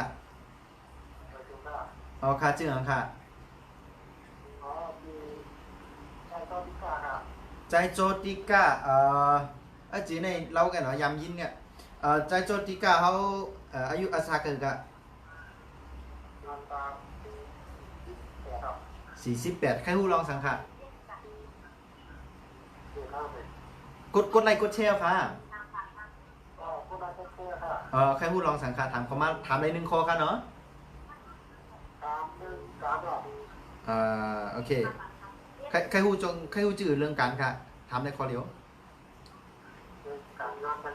โอเคลองการค่ะนะโอเคใจโจติก้าใครหู้ลองการค่ะเอาค่ะเขาถึงยับไพ่เอาค่ะนะใจโจติก้าใครหู้ลองการกึดเขาเปิดไพ่เอาค่ะใจโจติก้าใครค่ะไพ่ตาตีมในอัมโลวันเดิมปีเกิดค่ะเขาถ่อมเสียงก็เขาสื่อเสียงเอาค่ะนะฮะเขาสื่อสัญญาณเสียงเอาแต่เดี๋ยวในใจโจติก้าเขาเลยเปิดไพ่แมวค่ะถามมาลองนาการไหนค่ะเนาะลองนาการไหนค่ะเป็นเจ้าไหนค่ะนะฮะลีอัมเต้ค่ะก็ฮักสู่เจ้านะฮะก็ฮักสู่เจ้าในจัดปานก่อนค่ะกับจะโกกุวันเนี่ยก็ฮักสู่เจ้าในจัดปานก่อนในไรกับเป็นคุณพีเลยอยู่เหนือต้องไพ่เลยเปิดปันป้อนสู่เจ้าด้วยนะครับนะฮะด้วยนะครับก่อนนั้นในป้อนสู่เจ้านาการเหมือนจะมาปอกเลยในก็ฮักสู่เจ้าลืมสู่เจ้าค่ะนะอยู่เปิดเตียนเหลือนั่นครับป้อนเหลือม้วนในก็ฮักสู่เจ้าติมามุงด้วยนานสู่เจ้า1 วันค่ะเนาะด้วยนะครับด้วยในไพ่2 อันครับป้อนนั้นในปอกมาหังในดีอ้ามจืดเนี่ยเขาจะยกในค่ะเนาะดีอ้ามจะไหนครับได้เป็นเรือนม้วนค่ะเป็นนางยิงค่ะเนาะย่อก็อันนี้เป็นมือกวนใจเงินเหรียญเป๊ะๆค่ะเนาะย่อก็มีเหลือเนี่ยเลนเมกบางใบอันนี้ปอกมาหังครับป้อสู่เจ้ามีป้อใจโจติก้าเขามีปัญหามาเนี่ยนะฮะป้อเหลือนม้วนดีๆมากเหมือนแล้วนะฮะเหลือนม้วนเจียงเลี้ยงมากเหมือนแล้วในคือใจโจติก้าเขาเนี่ยฮะเอาเงินเหรียญนะฮะเอาเงินเหรียญเอาเงินเหรียญเนี่ยใส่ในกอกเงินบอกยาเขาแตกนะกะอาซักสู่เจ้านะเหรียญบาทนับกะอาซักนะป้นอาซักกะเหรียญนึงย่อก็กะสุดต้องกะก็เหลียวแค่คณะอย่าเปียวก็ฮักก็วันในกะจุกก็เหลียวกลางป่าสุดต้องก็ฮักเขาอันใดกับเป็นคุณพีนั่งพีจ้อมคุณเดินคุณวันเขาเจ้านั่นแต่เหลียวเหมือนในวันเดินมูลเขาติมาสุดต้องเนี่ยอันป้อนสู่เจ้าตึกคือหางว่าเราหาเงินคำเรานาการสู่เจ้านะเฉพาะจะโจติก้าโดยตรงนะก็เหลียวแค่คณะนะฮะย่อก็กะสุดต้องเหี้ยย่อก็นะเอามือเนี่ยคนเนี่ยเงียบป้าหมอยาเขาแต่เงียบป้าตั้งเหรียญน่ะเอาขึ้นเอามาใส่ตีบัตรเพลเห็นนับด้วยเพราะวันนับเลมันไรจิกนะพอขึ้นถอดใส่ขึ้นชุดต้องนั่นก็มันขึ้นเย็นน่ะเหมือนก้นห้องผ่านน่ะโป้งไรกูมาแล้วนะเอาเงินอันตีไรกูตัวนั้นนะฮะตั้งหมอกยาเขาแต่เห็นเก็บไว้จับตัวจับคิงครับมันจะเป็นเงิน1,000 ถุงเยาก็เธอลองนาการเงินคำสู่เจ้านั่นเหมือนอกเหมือนจะมากครับ เป็นจะไหนคะเนาะเอาค่ะปองใจค่ะเนาะเอาค่ะมาสุงค่ะเนี่ยรัดปอดแก่ไหลก่อนนะเอาค่ะ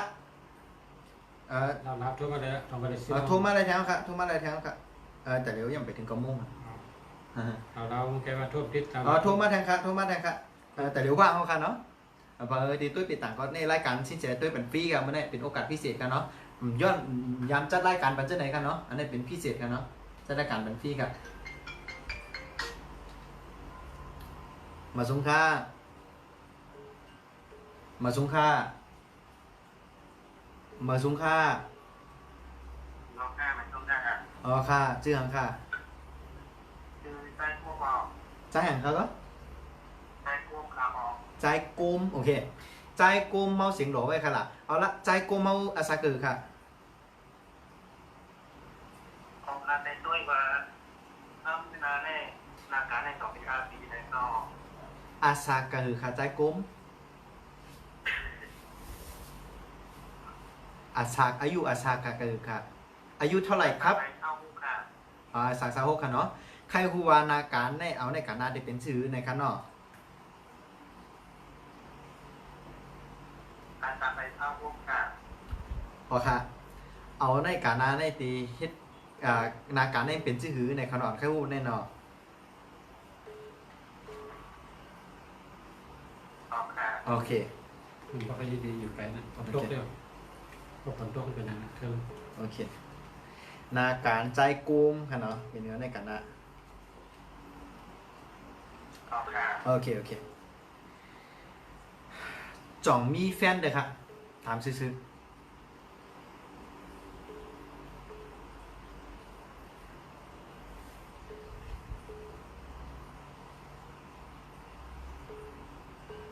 จ่องมีก็ฮักเด้อค่ะใจกุม มีออกค่ะมีหลอดคอออกค่ะ โอเคจ่องใกล้พิษกันตั้งก็ฮักค่ะจ่องใกล้จ้ากันเนื้อ แก้จากกันต่อ เฮียงแล้วถามคนได้ดีอามเตะเด้อไพ่ตาตีมนี่กุนยิงกุนใจจ้าต่อกันนั่นปอวางครับเพราะว่าสู่เจ้าสองก้อนะฮะหมออุบหมอลาดกันในเงินคำมาแก่กันนะเพราะสู่เจ้าจ้ากันเมื่อแล้วเนี่ยผีเงินปีคำกูเรียนไปเพราะนั้นเนี่ยสู่เจ้าในหนาการสู่เจ้าเตะขึ้นอย่างมาสูงในสู่เจ้าภูมิหรือหมอฮักเปี้ยงกันกันนะย่อก็อยากไปใกล้เจอปิดเจอปอดและจ้าต่อกันหนาเพียวค่ะเนาะผีเงินปีคำอยู่จ้อมค่ะนะฮะตัวขนาดใจกลมนะเนี่ยตัวสองก็ผมมีใจต่อกันเนี่ยไพ่อังกฤษเนี่ยบอกว่าชื่อเนี่ยนะฮะเฮยไรหมอฮักหมอเปี้ยงอย่าไปใกล้ชบจ้างงาไพ่อย่าไปใกล้หลาใกล้จ้าขนาดเพียวนะฮะเพราะสู่เจ้าเย็นไรเมื่อไหร่ก็เงินค่ำก็ติดเตรียมพรมมานั่นค่ะนะเพราะสู่เจ้าพิษทิ้งกันนั่นเหมือนนั่นสู่เจ้าลึกเงินค่ำเปียดเขามันเป็นไงครับอันนี้จูบคนก็ไหนค่ะนะใจกลมมาค่ะนะนะครับเจ้าไหนค่ะเนาะนะครับอย่าไปใกล้จ้ากันนะอย่าไปใกล้จ้ากันเฮอหมอฮักหมอเปี้ยงกันนะเพราะหมอฮักหมอเปี้ยงกันเงินค่ำก็ติดเต็มทวนมากค่ะนะนาการก็ติดเหมือนใจมากค่ะ ออกค่ะออกค่ะยึดต้นเป็นเลยค่ะ เอาค่ะเอาค่ะมาส่งค่ะเอาค่ะคิวว่างแถวค่ะนะฮะพ่อแม่พี่น้องเขาก็หลายใครโอเคมาส่งค่ะ มันตรงค่า ชื่อหังค่ะ ที่นั่งหมวยออก นางหมวยโอจีดีฮักเตะค่ะอาซาเกอร์ค่ะ พักแต่หุ้นค่า โอ้อาสังหูค่ะเนาะโอ้เบียงค่ะอาสังหูกอลีเมียวค่ะอ๋อหัวมันหนุ่มมันเทากันเนาะเอาละจือว่านางหมวยกันเนาะนางหมวยเขาลองสังฆาถามใบหนึ่งคอครับกดไลค์กดแชร์ออกก็ยังค่ะ โอเคใครผู้ลองสังฆา แต่เมื่อว่าอัดตีแล้วก็ลูกค้าหักเลยเลยสองเขาเลยอยู่ต้องกันขน้องเลย โอเคก็หักกันหักเมื่อกี้ในขึ้นถึงหน้าเขาไว้ข้างหน้า ก็เด็ก ออกค่ะ จ่องระยุ่มกันค่ะเนี่ยเนาะ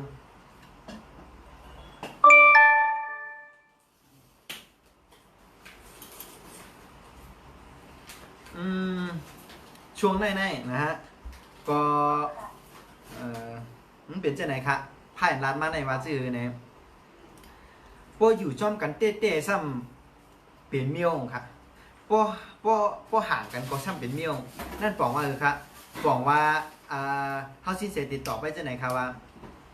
สินเสเต็มตอบว่าเตละอยู่จ้องกันห้าอ่ำเลยจ้องกันก็การสินเสลาดว่าพวกอยู่จ้องกันเต้ๆมาเนี่ยมันจางผายแล้วผายหนึ่งจางจะปอดอ่ะจางจะปอดเพราะที่ว่าเปลี่ยนกันผ่านกันเต้ๆซ้ำเป็นกันไรเพราะที่ผ่านเปลี่ยนกันก็พวกอยู่กันมาเต้ๆพวกไม่อยู่ที่ก็กันเต้ๆเนี่ยซ้ำหมอปิดหมอจะปิดจะปอดหมอจะจ้าตัวกันที่ไหนครับนะฮะเพราะนั้นในเขาสินเจก็ย้อนสุดต้องเหอสู่เจ้า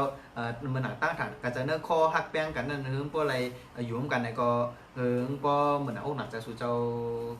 หักกันนั่นค่ะเนาะเอาย้อนสุดต้องแบบจะไหนก็ค่ะเอาค่ะมาสูงค่ะเอาค่ะ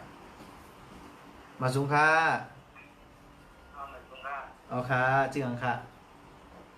ได้สั่งปังครับ ใจสั่งปังอาซาเกอร์ค่ะ ราคา10ครับ อาซาฮาซิฟค่ะเนาะเสียงตึงหนุ่มค่ะเอาแค่หูลองสั่งค่ะ ผู้ว่าเก็บเงินว่าใครไรครับ เก็บเงินบอกอะไรกดไลค์กดแชร์ค่ะ ก็ใส่ก็แชร์ครับ โอเคกดไลค์กดแชร์ใครฮู้ว่าลองเงินในกรอบสั่งในเกมอยู่นะคะเนาะ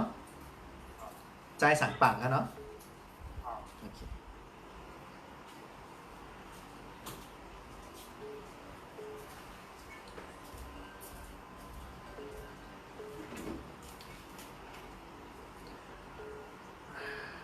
โอเคตีเคลื่อนใจสั่งปังจองเล่งม้าเล่งแมวค่ะ มีเมียวครับ เฮียแล้วถามคอนในกระเปอร์หมาแมวขึ้นมากันในค่ะเนาะหมาแมวเนี่ยเป็นเสียงค่ะ เป็นผีไล่ครับไล่เขา ไล่ข่าวล้ำสองหันค่ะสองหันกันในสองตุ้ยจ้อมค่ะ แม่นเอาดีๆครับ นะ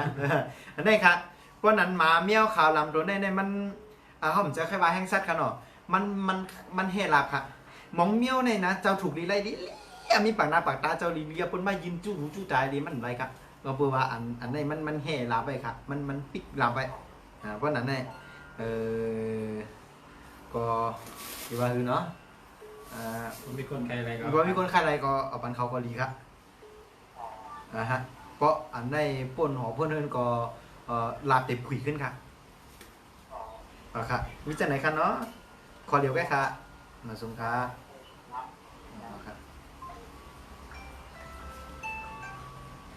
ก็เมนพี่น้องก็เลยเคยอู้ทางค่ะอาเลียมกันเนาะโดยมาเนี่ยเป็นพี่เด็กก็เด้อค่ะนะฮะในเป็นห้องไพ่ตาติบครับอำโลวันเดือนปีเกิดก็ด้วยอะไรนะฮะ ผ้าตาพีฮะ ไพ่ตาพีครับพีรัดสิ้นแสมรัดพีรัดเอาละพอเมนพี่น้องก็แล้วก็โทรเขามาเอาค่ะเนาะผมโทรเขามาก็แต่เดี๋ยวก็9 โมง ทั่วมันเคยนั่งเหลาๆนั่งเหลาทุกวันไหนป้อมไปนอนก็นั่งเหลาป้อมไปนอนทุกคนมาครับได้ มาส่งค่ะ เอาค่าไหนถูกค่า จื้อสังค่ะ คือได้ก้อนเคอร์หรอ โอ้จีนในดีถอมได้เนาะจากก่อนคืออาซาคือค่ะ อาคาเศร้าเย็นค่ะ โอ้ซาเอ็ดโอถึงเป็นหนุ่มจอนรอนแล้วไหนใครพูดลองสังค่ะ ใครผู้ลองเย็นกันไปป้องขึ้นไปแล้ว กดไลค์กดแชร์ค่ะ อ๋อก็เชื่อค่ะ โอเคใจายก่อนคือค่ะเนาะ อ๋อค่ะ ใจายก่อนคือลองอาการนี่สั่งเลยกอบสั่งน้ำมันขึ้นค่ะใจรัดกันมันเมียนอินค่ะใจายก่อนคือ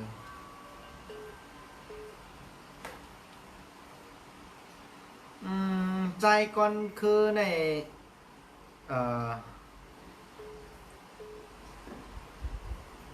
ย้อนถามนิดนึงค่ะจ่องใกล้เหล่จ้อมไต้โก้ค่ะ อ๋อใกล้ๆหรือใกล้หรือ อ๋อเขาถามสองข้อจ่องใจก่อนคือโมเล่นกีตาร์อันนั้นก็จ่องไต้โก้เขาโมเล่นกีตาร์ค่ะ กีตาร์เนี่ยไปมอคณะ ไต้โก้ค่ะ กี ลูก ตาร์ได้ไปมอค่ะ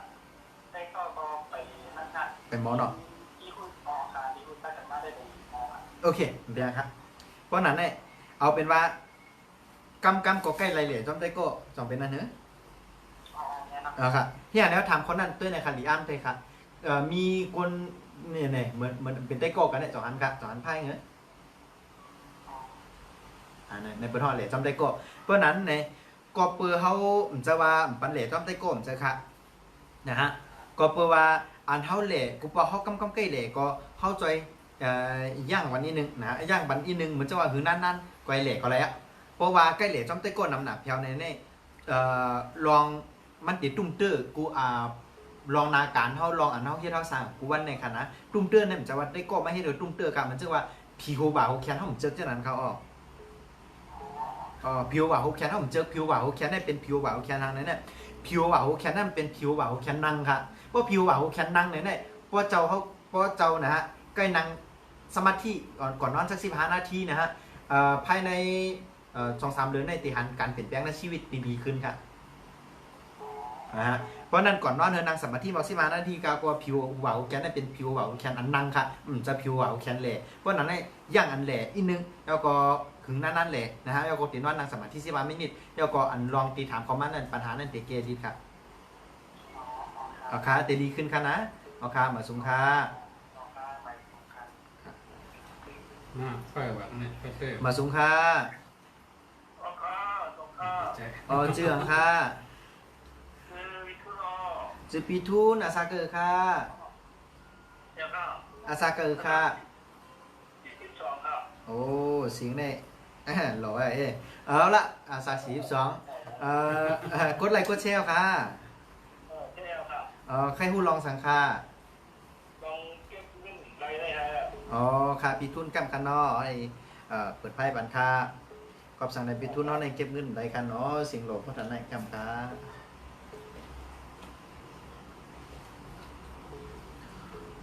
โอเคปีทุนเนาะในจ่องยำอยู่ช่องไหนปอค่ะนั่นในรัดว่านั่นในมันเที่ยงแล้วถามว่าปีทุนจ่องยำอยู่ช่องไหนปอไหนมันขึ้นว่าปีทุนสังกัดค่ะนั่นป่องว่านะฮะปีทุนเนาะเตะบวช3 วัน 7 วันก็ย่อ15 วันเดือนก็ย่อมไปยังค่ะเพราะปีทุนเนาะพอขึ้นเก่าผมสังกัดตรงเป็นสังกัดสีเหลืองค่ะนะถ้วยดีๆค่ะนะจ่องหันค่ะ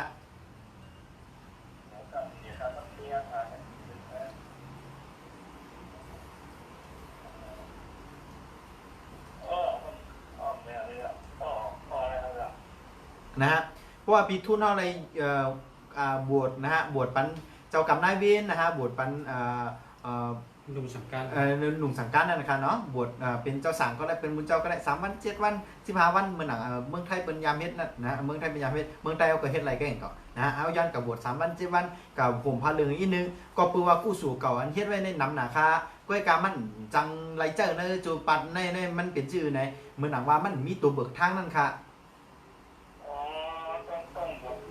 พอ3 วัน 7 วันเป็นนางคาคืออะไรข่มสังการในกำนึงพอข่มสังการเอาแน่ๆนะกูวันเบิ่มไปลงจอมันอะไรแกนางมันนางสมาธิเฮยก็แผ่เมตตาบรรเจ้ากรรมได้เวียนเฮเปิ้นฮ้อเบิกกู้สู่เก่าเฮามาเจอนะกู้สู่เก่าน้ำหนาคากู้สู่เก่าเฮ็ดไว้น้ำหนาคาเงินคำก็กองไว้น้ำหนาคาใกล้กำจังเอามาเจอก็พังนั้นมันมีตัวเปิดทางครับเพราะนั้นเพราะว่าได้เก่าอยู่ช่อง3 วัน 7 วันก็ดีในทาหูอยู่ช่องห่มผ้าสีเหลืองสีส้มนั่นกันนะเพราะเห็นนั้นยาวไหนก็ตั้งถังการเจอเนอร์โคกูร้องนั่นตีเตรียมทวนมากค่ะนะฮะค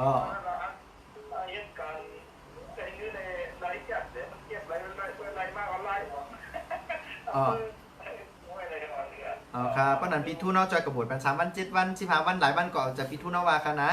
แล้วก็สภาสีเหลืองแล้วก็กูวันอันโบนั่นนั่งสมาธินึงแล้วก็อยากนำปันปีเจ้ากรรมนายเวรคณะแล้วก็ย้อนชุดต้องว่าใครย้อนเปิดเอาอันเก่ามาเจ้าของเจ้าไหนคณะว่าผู้เพราะว่าเฮ็ดเหมือนจังสิเสนแนะนำเนี่ยก็ดีขึ้นมากค่ะครับมาสงค่ะด้วยว่าในบทก็รีเข้าว่าชื่อก็ไปที่ตัวซิเซมาหลังไม่ค่ะเลยนะค่ะมาสงค่ะ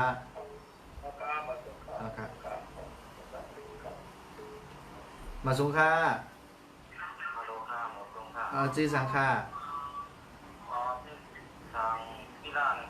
สั่งวิลาค่ะเนาะโอ้จีนในจืดไต้จัดจันเปียจื้อเป็ดคือเขาเนี่ยจื้อปีใจวิลาอาซาเกอร์ค่ะโอ้44เสียงดึงฉันแล้วเนี่ยเอาละใครพูดลองสังค่ะใครพูดไปย้อนถามด้วยภาษาเอาการเหตุการณ์ของบ่ได้เงินในต้องนี้เรื่องการต่างงานหาเงินหาว่าการต่างงานถึงกองเขาทั้งนั้นเลยโอเคเรื่องการต่างงานค่ะเนาะ สีใจวิละค่ะเนาะ ออกข่าว ใจวิละเอาเรื่องการแต่งงานเป็นชื่อของค่ะ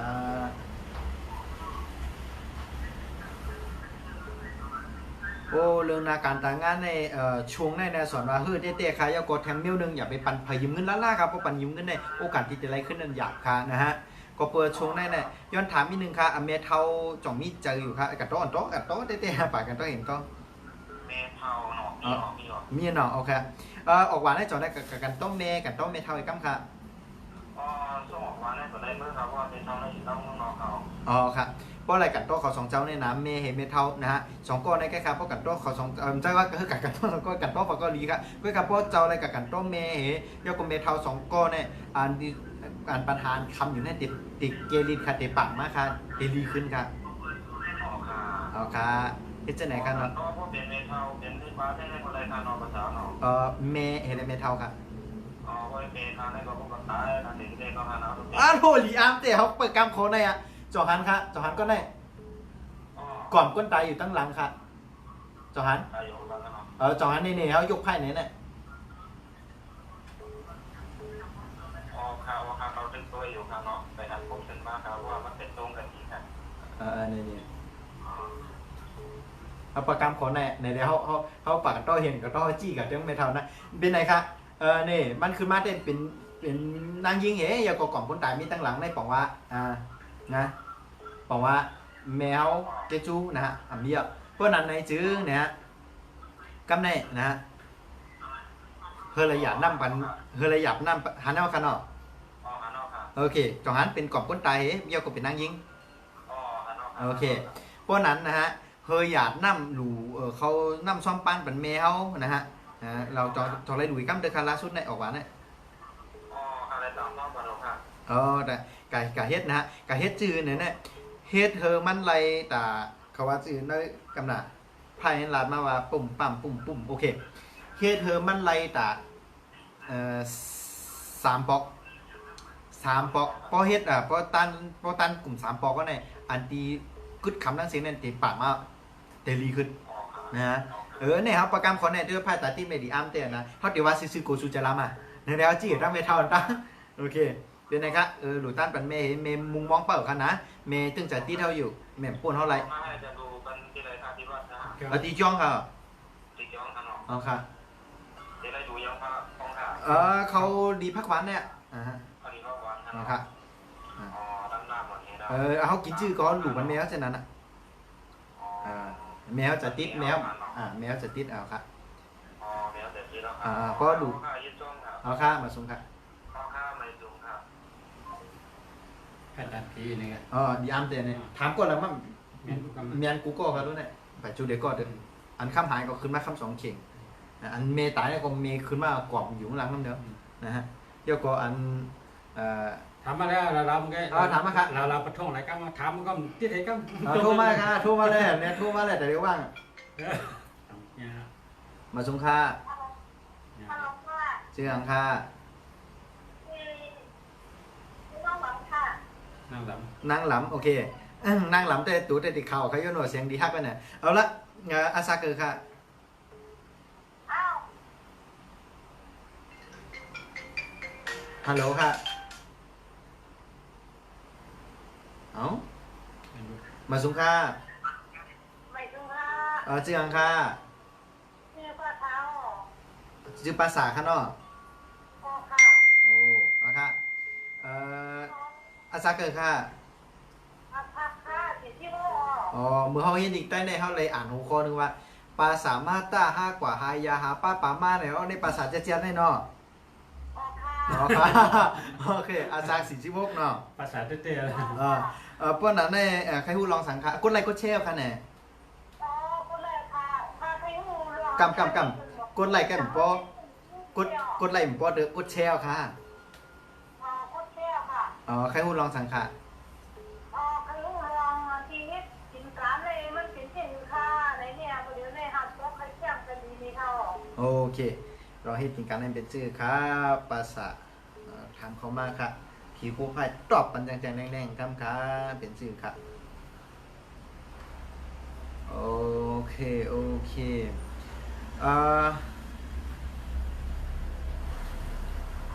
เคตีมือภาษาเขานั่นจ่องไรใส่มิ้งคุยไว้ฮะ ไปว่า ใส่ไว้ผักไส้เฮ้อผักไส้ผักกะ ผัดไทยหรอ อ๋อค่ะใส่ไว้นิ้วเลยครับ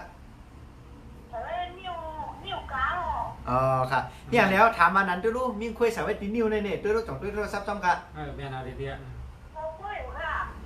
ในเนี่ยจ่องหาเนอะ อันนั้นค่ะ มิ้งคุยใส่ไว้ตีนิ้วเนี่ยสูถอดมิ้งคุยสูนั่นไว้เหนะไว้ก่อนนะไว้ก่อนอย่าไปใส่เตอนะอย่าไปใส่เตอเข้าตั้งแต่10 วันนะอย่าไปใส่เตอเพราะสูมาใส่กำสูช่วยใส่ปันนิ้วนางขนาดอย่าไปใส่นิ้วกลางซื้อใส่ปันนิ้วนางนะเพราะสูใส่กล้ามมือใส่นิ้วนางแล้วก็แต่เดี๋ยวในสูถอดได้กัน7 วันล่างน้ำชมปล่อยเก็บไว้ก่อนนะแต่7 วันเนี่ยอย่าแต่10 วันนะแต่10 วันอย่าไปเตออย่าไปทำมันนะอย่าไปใส่มันเพราะสูถอดได้เนี่ยมันจะดีขึ้นนะฮะจะดีขึ้น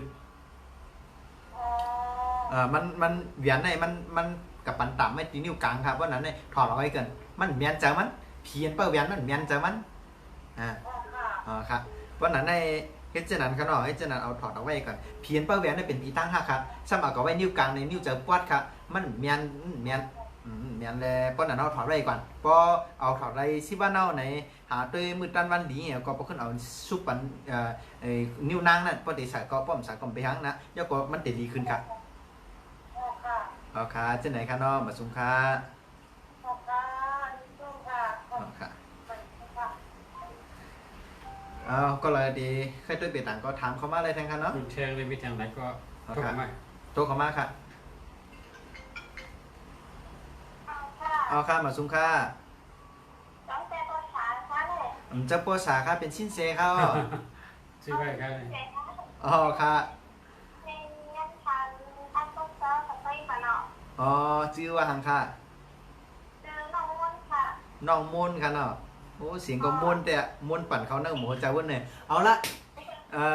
อาซาเกอร์ค่ะ19อู้ถึงหาเราค่ะนะอำเบียแค่หูร้องสังค่ะ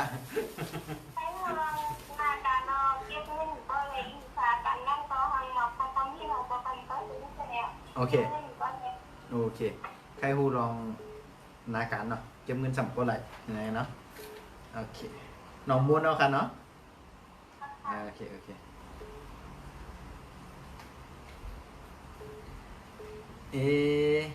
หรือสีหน้าการในทางหักก็รู้สึกว่าหักครั้งแรกเขาก็สมบังจ้ะค่ะยาก็รู้สึกว่าเฮ็ดยาเจ็บใจมากตลอดจ้ะค่ะเป็นเจ้าไหนค่ะนี่ไปรู้มาโหเจอเข็มแจ้งไว้3 มาก2 หันต่อตุ้ยจ้อมค่ะ2 หันเนอะtôiรู้เข็มแต้งไว้3 มักนะนั่นบอกว่าจื่อเนี่ยเป็นก้นตีใครลืมเปียดลองเจ็บใจตั้งเสียงลองอันหลีตั้งเสียงน่าจะปันเนี่ยใครลืมก็การดึงแค่ใครลืมดึงแค่ลืมที่ไหนกันเนาะมันลืมได้เตะหรือนานๆก็วนอะไรอยู่ก็นั้นก็เปล่าว่ามันกะมีลองตื้อใจเขาเจอในนำเฮเลยกูลองเขามันก็เลยถ้าใจมันเนี้ยถ้าใจมันเนี้ยมันก็เลยแก้อะไรปัญหาเนี่ยลายเกงก็คือนะฮะกาบโซ่มันอยู่ในมือกาบโซ่อยู่ในมือนั่นบอกว่าคือค่าไหนเฮอเฮ็ดจะไหนน่ะนะฮะเพราะว่าอันนั้นในซ้ำมันเปลี่ยนชื่อไหนเป็นนางยิงเกซื้อคู่เฮมีเข็มปักไว้3 มักเพราะเป็นกับไรนางมูลนะฮะหาโอกาสมาล่างพลังตีสินแสขนาดมันต้องเจอน้ำล่างใกล้ๆในจ่องหันเนี่ยน้ำล่างนั่นบอกว่าคือนางมูลมาล่างพลังตีสินแสเนี่ยนะฮะตีจู้ได้กองมากอะไรจู้ผังมากก็เลยนะฮะมาล่างพลังนะฮะมานอนเจล่างพลัง1 ชั่วโมงตีสินแสได้นะฮะปัญหากูลองเทเริ่มดีขึ้นครับนะฮะพอมาล่างพลังก็ดีขึ้นครับลองปัญหาที่ถามเขามาเนี่ยนะเอาขามาสุงขาน้องมนเอาขามาสุงขาเอาถามเขามาเลยทั้งขาพี่น้องเขาครับ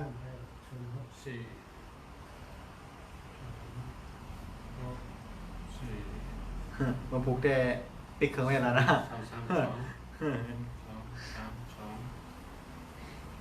อันนี้หมายพวกชุดพวก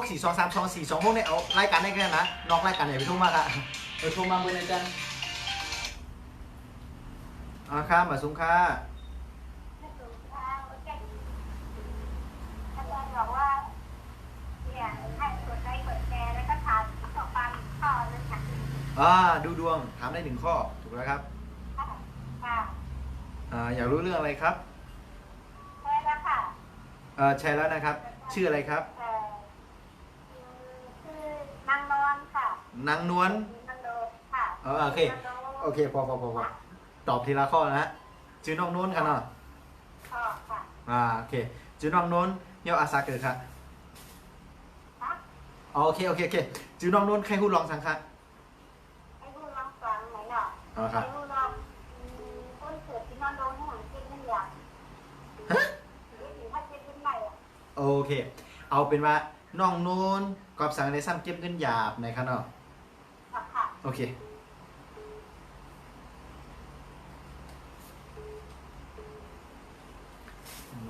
เก็บเงินหยาบ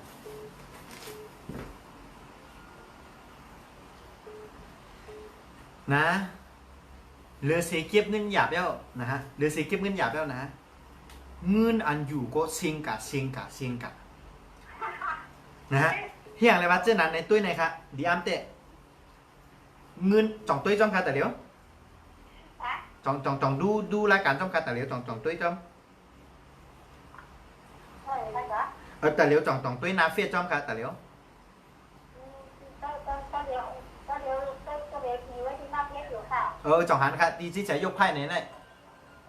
อ่านก็ออก เบอร์ในเงินบินไปจ่องหัน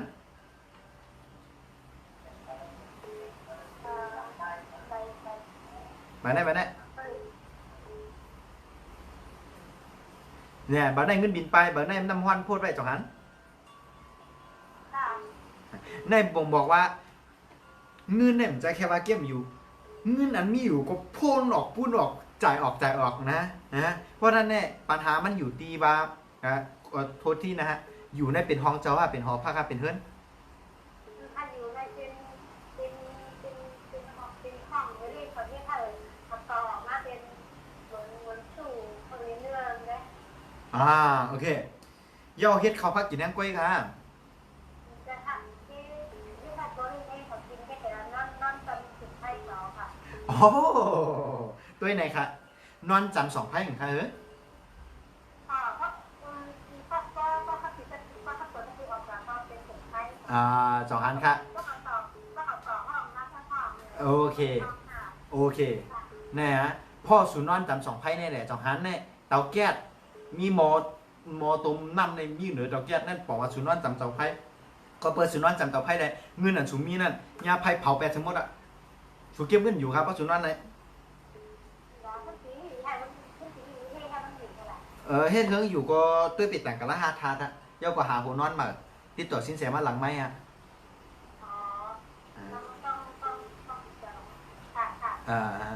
โอเคนะถูกต้อง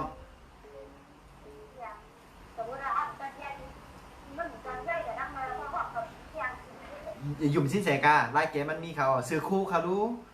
นะฮะมันใส่อะไรกับเขาเนี่ยโอเคมาชุงค่ะ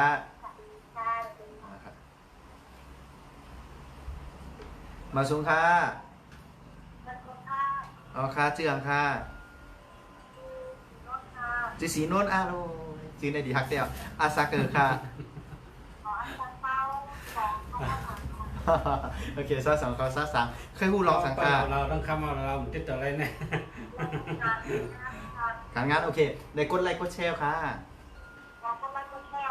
โอเคเดินการงานค่ะนะ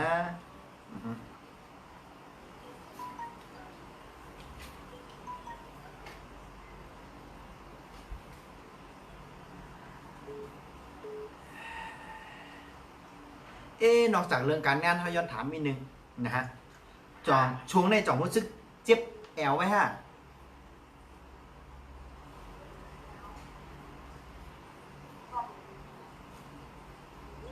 โอเคโอเคมี2 จุดอิงขึ้นมาแอวและเข่าจ่องเจ็บเข่าเจ็บขาในจ่องมีความรู้สึกเจ็บไว้ฮะช่วงนั้น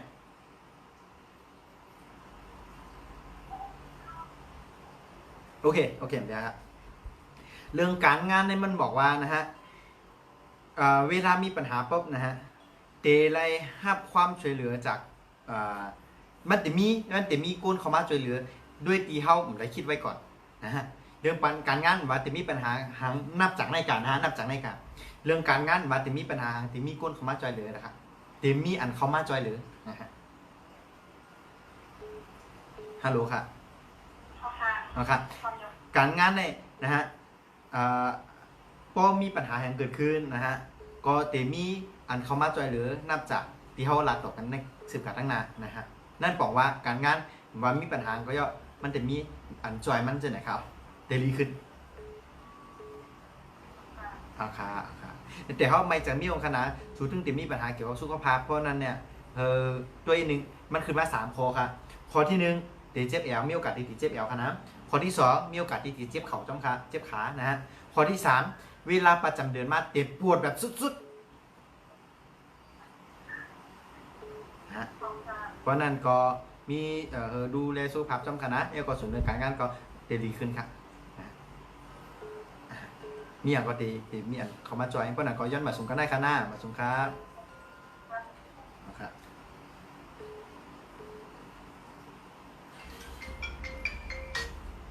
มาส่งค่ะ เอาค่าไหนส่งค่า เอาค่ะเจืองค่ะ อ๋อชื่อสายตัวเนาะ จือใจก้อนค่ะเนาะอ๋อครับเหมือนหนังก้นเตรียมป้ายมอนค่ะรถจือใจก้อน เอาละอาซาเกิดครับ ราคา32ค่ะ 32โอ้เด็กนึงสวยแค่กูลองสังค่ะ อ๋อใครถามเรื่องงานการต่างงานเขา อ๋อแค่กูลองสื่อเกี่ยวกับการทางงานครับ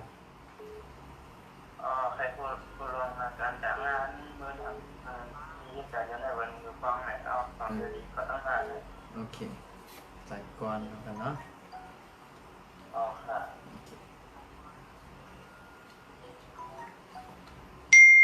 ปัญหาตีน้ำนี่เนาะเอาได้กะนะฮะปัญหาตีน้ำแล้วก็มีโอกาสดีๆพิจารณาต่อเพื่อนร่วมงานหรือว่าพิจารณาต่อหัวหน้าพิจารณาต่อลูกน้องมันมีโอกาสดีๆพิจารณากันเกิดขึ้นไรเพราะฉะนั้นเนี่ยคือระวังการอุกการลาการกระทำของเขาอีกนึงนะฮะมีโอกาสดีๆมีปัญหาเกิดขึ้นไรในช่วงนี้นะฮะ อ๋อค่ะ เพราะฉะนั้นการงานเนี่ยยังมีปัญหาอยู่นะฮะมีโอกาสดีๆงอนกันดีจ้ากันดีพิษกันดีเทียงกันเต็มปอกจากกันเต็มเข้าจากกันแล้วก็ติดถังเปิงกันยกเนี่ยตัวเนี่ยนะฮะเพราะนั้นการงานยังมีปัญหาอยู่ตัวเนื่องเพราะนั้นเนี่ยในการที่จะคิดตีลาตีกระทำตีอย่างก็คือมีสตินำนะฮะยกปัญหาในตีป่นกับอะไรค่ะ อ๋อค่ะ เอาขามาส่งขา อ๋อค่ะ เอาขามาส่งขา อ๋อค่ะถูกค่ะ ขาจืออังค่ะ คือใช้มือออก จือใจเมืองจือใจเมืองเยาอาซาอะไรเกิดค่ะ อาชาไป38อ๋อ อ๋อ38ค่ะเยาก็แค่วูลองสังค่ะ อ๋อคาไทยว่าคาเฮียงสามแม่เฮ็ดก็เฮ็ดจ้าน่ะเงินน่ะมันเงินเขากำเดี๋ยวก็ออกขึ้นแรกน่ะคาในคาไทยถามไว้จังน่ะ โอเคกอบสังขาใจเมืองในเหตุการณ์เลยนะอะไรเงินมากกว่าเงินในสมันเลียดหรือใจเมืองเขาแข่งในเป็นจื้อค่ะด้วยนะครับโอเคโอ้จองหันเปลี่ยนบอร์ดค่ะ อ๋อเป็นแม่แท้ เดี๋ยวเขาว่าไพ่เขาเนี่ยจองหันไพ่เขาครับจองหันไพ่เขายกไพ่เนี่ยในจองหันค่ะ อ๋ออยู่ภายใน รู้ถอมได้ก่อนครับสิ้นแฉเขายกไพ่ในเฟซบุ๊กในจองหันค่ะแต่เลี้ยวใน อ๋อหันออกก็หันหัว อ๋อครับไพ่เต้นบอร์ดในป่องว่าแต่เลี้ยวในนะเป็นช่วงที่ดีคือตูคือจะนำทีมก้านนะฮะเงินคำเน่นจะว่ามหาลัยนะเป็นชั้นคำห้องเต้นไว้เนี่ยบอกว่าชื่อเนี่ยบอกว่าเจ้าหลุดไตเต้นผุยลาบครับเพราะว่าเจ้าไตเต้นผุยลาบเพในก็ลาบเจ้านั่นเด็กผุยขึ้นครับแต่เลี้ยวในเต้นมันกันหาบอร์ดนั่นบอกว่าชื่อเนี่ยตั้งแต่ช่วงในกันในเพราะเจ้าเนี่ยไตเต้นไตที่พักก็จำเป็นต้องไตที่สิ้นแสหรือคู่มือดีไตที่พักก็ได้นะเพราะว่าเจ้าไตนะ อ๋อคาไตกล้วยก็ไล่คาเนาะคาก็เป็นคนไตเต้นของกับคานะ เจ้าโอเคกล้วยเนี่ยนะฮะเขาสารกล้วยเขาอยู่นะกล้วยยกกล้วยยังกล้วยจังไรครับ ทานกล้วยอยู่กล้วยหางกล้วยฮะ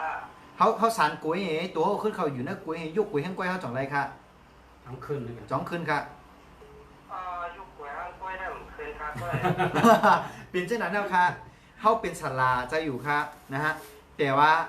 เฮาเฮ็ดทางกล้วยเฮาหมองมิ้วมันก็บ่ไรกูลองหรอกค่ะนะฮะ โอ้ครับแม่นอนแม่นอนครับคาลองถามด้วยมาหลายครับคาลองถามด้วยครับ ค่ะเลี้ยวค่ะก็ลองถามด้วยก็ย้อนอยู่ดีกินหวานค่ะนะมาสุงค่ะ เอาครับครับ มีการร้องกันเนาะในรายการนะมีการร้องกันสลาจ้ามสลาก็เนี่ย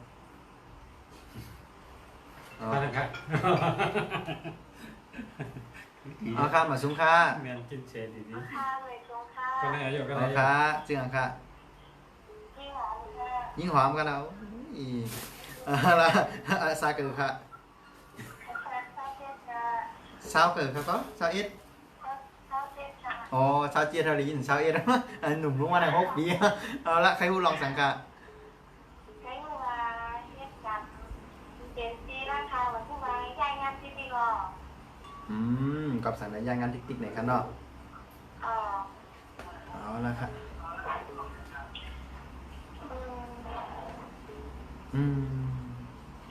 เอาละฮะตีย่ายงานติ๊กๆเนี่ยฮะก็เปิดว่า ค่ะ มันเป็นจะไหนคะนะฮะ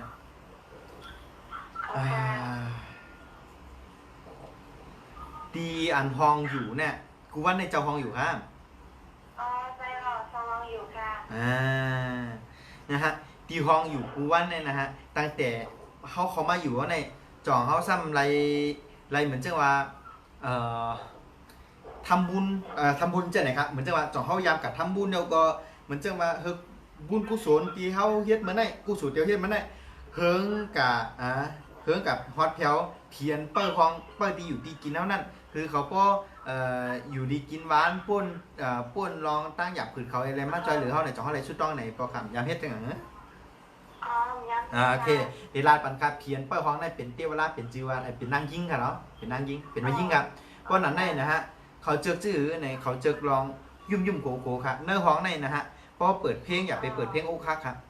ย่อก็เพราะว่าตุ้ยลองสังก็อย่าไปตุ้ยลองดีกูครับนะคือตุ้ยลองดีโคนะฮะเพราะเนื้อห้องในมีเสียงยุ่มเสียงโคเสียงเกี่ยวเจ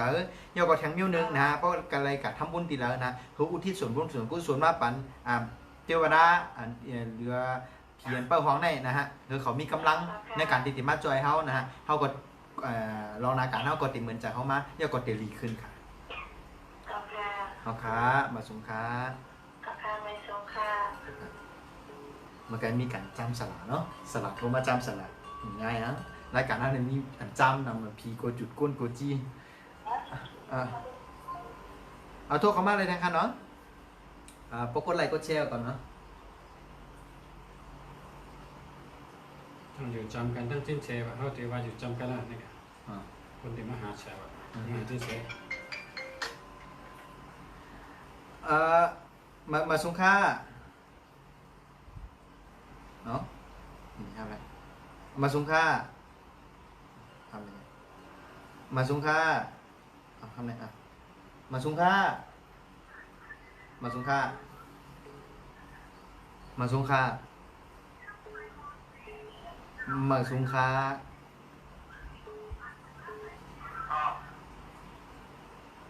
มาสงค่า ขอบคุณค่ะ เอาค่าชื่อค่ะ ขอบคุณน้องอิงค่ะ นางอินอาซาเกอร์ค่ะ อาสาเป็นต้องค่ะยังเกิดเมื่อนักที่ค่ะ โอเค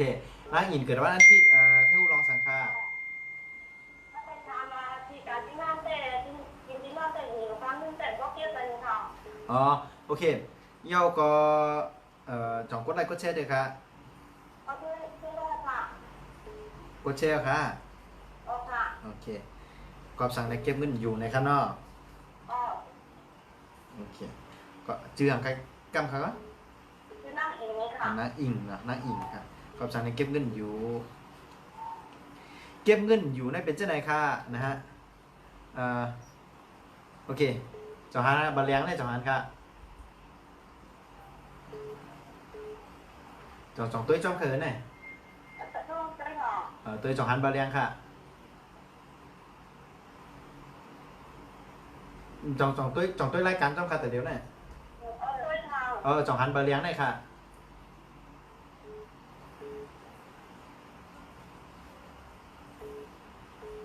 อารมณ์ตัวคาโยวันนั้นเนี่ย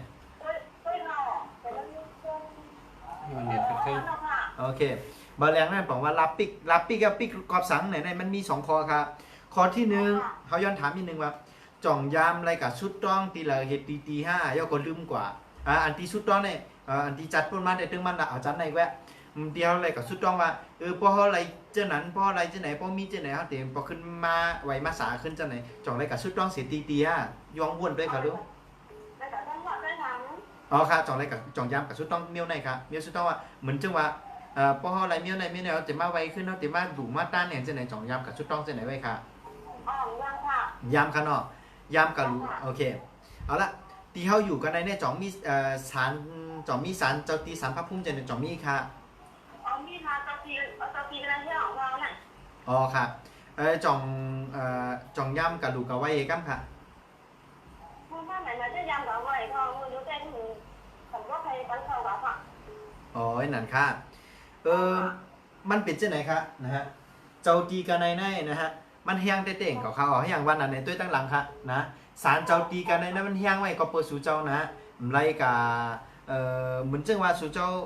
มาหึงหนาวสู่เจ้ายามกาดให้เจ้าอยู่เลยช่วงหลังๆมันได้สู่เจ้าไรกับเหมือนว่านับย้ำมันเจ้าเนี่ยเขาจะพูดว่าเจ้านั่นเองเลยมันมีเหตุการณ์ให้เธอรักเจ้าปิ๊กไว้ค่ะ เพราะนั้นในพอมีโอกาสเธอกับไว้กับไซกับชุดต้องกับกันโตเขาเองกับกำมาล้างเต้าค่ะกับ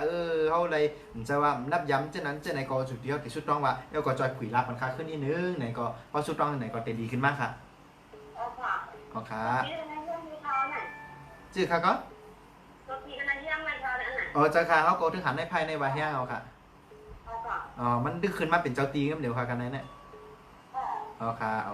เหมือนสุงค่ะเอาค่ะเหมือนสุงค่ะ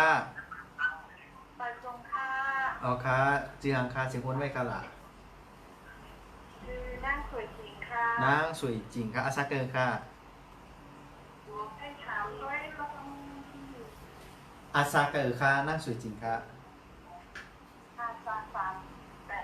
38โอ้เมื่อกี้ถอมคิดถอมถูกแล้วยินว่านั่งสวยจริงนะครับโอเคนั่งสวยจริงก็นั่งสวยจริงใครผู้ลองสังคะ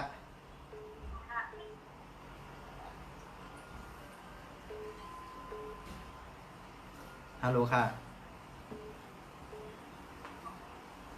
ฮัลโหลใครผู้ลองสังคะ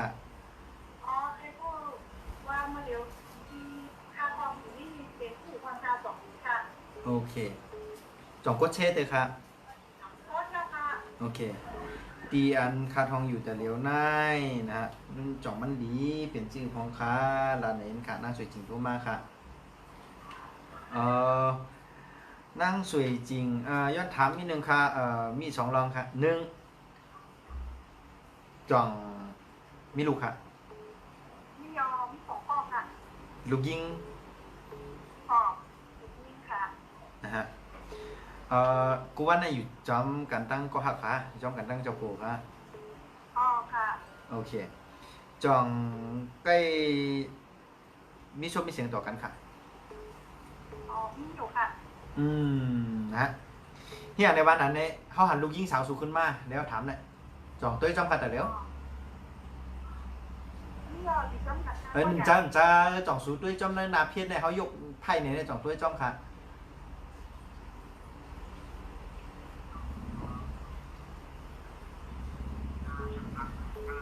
เอาละโอเคเอาเป็นว่ารีอยู่เขา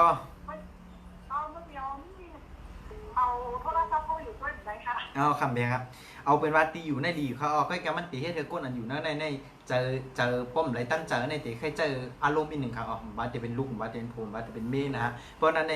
ก้นอยู่หน้าห้องเนี่ยถือว่าเป็นก้นตีค่อนข้างเอาแต่ใจแห้งเผามันครับก็แกทำมารีอยู่เขาเพราะโหลดกันเอาแต่ใจเพราะลดกะโอ้กติกาเขามีไว้ว่าถามเลยคอเร็วครับโอเคเพราะนั้นในห้องในรีอยู่ครับก็การขอถ้าว่าเอาเจอเพื่อนห้องเอาจ้อมเจอเจ้ากล่อมเอาเด็ดเจอตัวเองก็เลี้ยวครับห้องในครับนะฮะครับมาสุงค่ะมาสุงค่ะ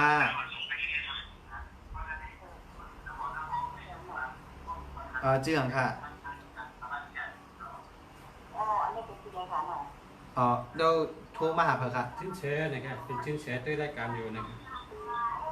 โทรพี่กากา เห็นได้รายการนี่ อันนั้นค่ะก็อันนั้นเป็นก้นได้รายการแล้วแซ่ค่ะเป็นชิ้นแซ่ค่ะ อ๋ออันใจอันเปลี่ยนที่เป็นจากตัวเลี้ยงไปว่าน่ะ เจอค่ะ อ๋ออันเคยถามด้วยที่อันดึงเงินยิ้มนี่ก็จะ จื้อหังค่ะจื้อหัง อันผู้ค่ะ จื้อปูค่ะเนาะจื้อปูใครฮู้กดไลค์กดแชร์ค่ะ ขอบคุณเลยก็เช็คอีกครั้งแล้วค่ะ โอเคใครฮู้กับไก่สังรองเงินค่ะ อ๋ออันว่าช่วงนี้มันอยู่เนี่ยอ๋อ โอเคจื้อนางปูกับสังได้เก็บเงินอยู่นะคะเนาะ อ๋อ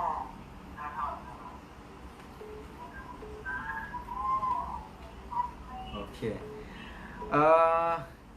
ที่เฮือนมีเข่งพารานี่อ๋อ โอเคตีเข่งพาราในจ่องยามต่างปันบัดจอกให้ปอค่ะ ผัดก็เหมือนในต่างที่ต่างก็ต่างกล้วยต่างเปิดด้วยเนี่ยอ๋อ โอเคเข่งพาราสู่เจ้านะฮะเนอเตียนเตี้ยวละคนผีคนช้างอันเปิ้ลเข่งพาราสู่เจ้านั้นมันขยักหมากจอกเขาสู่เจ้าเอาหมากจอกนะฮะกะต้านปันนะฮะก็คนผีคนช้างในเต็มขุยมันขึ้นลาบเขา แค่กินก็ ให้กินหมากจอกค่ะนะฮะเอาหมากจอกอันนี่ตัวไหนคะนี่จ่องอันหมากจอกตัวจอมกันนะเนี่ยเขายกไพ่ไหนเนี่ย อ๋ออ๋อ นะเพราะว่าเขาเอามาจอกนะต่างปันกิ่งพะย่ายเนี่ยก็อ๋อ อันที่ลองทำเขามันนั่นจะดีขึ้นค่ะ อ๋อค่ะ เอาค่ามาส่งค่ะ อันเคยถามเพื่อนกันเลยค่ะ เอามันทำในคอเร็วก็ค่ะเพราะว่าใครถามดูดวงไหนในตัวโทรมาส่วนตัวต่างหากของเขา อ๋อค่ะ เอาค่ามาส่งค่ะเอาค่ะเอาค่ะ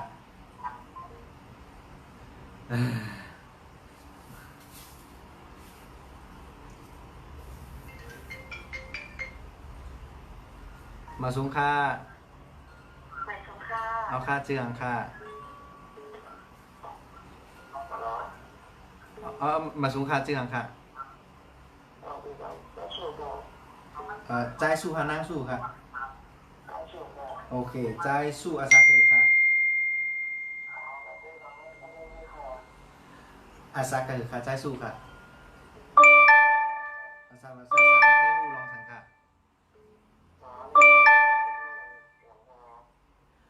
นาเฮินนาเยไหนคะเนาะโอเคมันเป็นชื่อโอเคเอาติดถามไพ่ด้วยให้ผู้ลองนาเฮินนาเยค่ะว่าชื่อทางใครก็ใจสู้ให้ผู้ลองนาเฮินนาเยครับเป็นชื่อครับโอเคใจสู้ใจสู้ใจใจสู้เป็นคนใจค่ะเนาะจ่องมีเมียจ้ะค่ะเมียจ่องจับต้องไว้ค่ะแต่เดี๋ยวเมียจ่องป้าต้องไว้ค่ะแต่เดี๋ยวฮัลโหลเมียจ่องป้าต้องไว้ค่ะแต่เดี๋ยวป้าเนาะโอเคได้จ่องอยู่เฮือนเดียวกันตั้งเนี้ย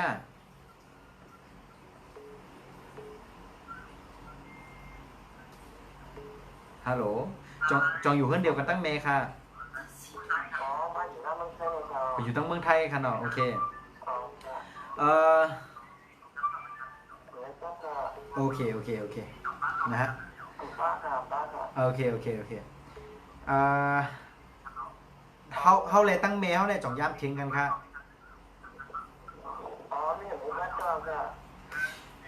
เขาเลยตั้งเมเขาเลยจ่องย้ำทิ้งกันค่ะ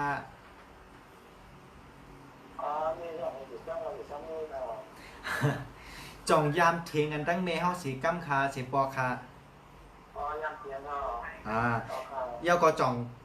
เทียงเยาลาสุดได้เทียงมาแล้วค่ะเทียงกันตั้งเมเฮาลาสุดได้เทียงมาแล้วค่ะโอเคโอ้เยาก็ลาสุดในกันโตของมาแล้วค่ะโอเคเพราะนั้นอย่างแล้วทำคนในตุ้ยในค่ะจ่องตุ้ยจ้องคัดรายการเดี๋ยวอันนี้ลูกใจอยู่ตั้งหลังเมซื้อเมหมักตาเพื่อเต็มปิ้งนั่นจ่องอัน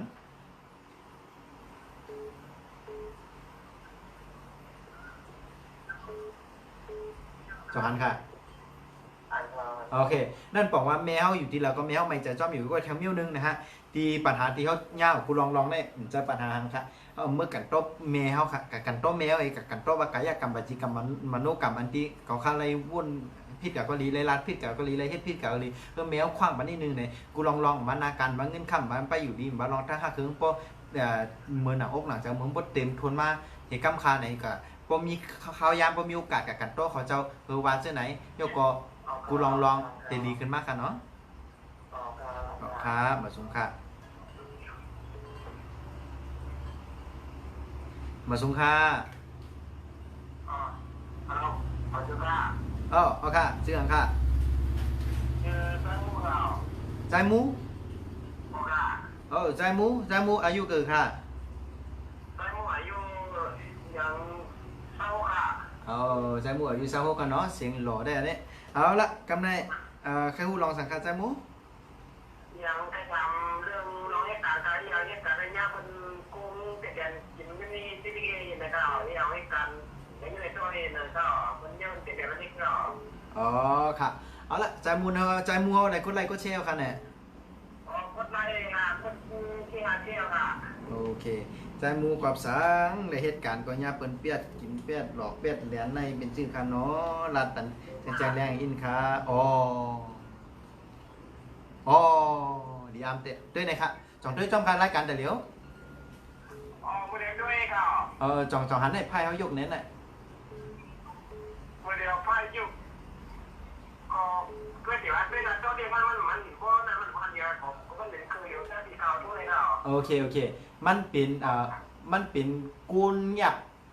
ตาจังเห็นเน็กเงินในกาสมาปะซักนั่นบอกว่าใจอ่ะอันเป็นเป้กินเท่านั้นเป็นเป้กินหัวนะฮะเป็นเป้กินหัวใกล้กะนั่งในซัมบาหือเนี่ยนะฮะเป็นเป้กินหัวในหัวหันอ่ะใกล้เก๋ซัมมีแววหือเนี่ยก็เปิดแน่ๆหลุดทำใจอีกนึงนะฮะอันนี้มันเป็นกำจัดก่อนนะเฮาอะไรเฮ็ดไว้ก้อยกาชื่อก้อยอ่ะมันเป็นวัดจัดก่อนเฮาอะไรไว้ก้อยกาจัดในมันติเกอะไรชื่อขลาดสินเสเกอะไรครับเกอะไรก็มีเมียวนึงครับนะฮะก็คือเฮอไรนะฮะมาล้างพลังแบบนี้มาล้างพลังติสินเสนี่ครับค่ะครับเพราะมัน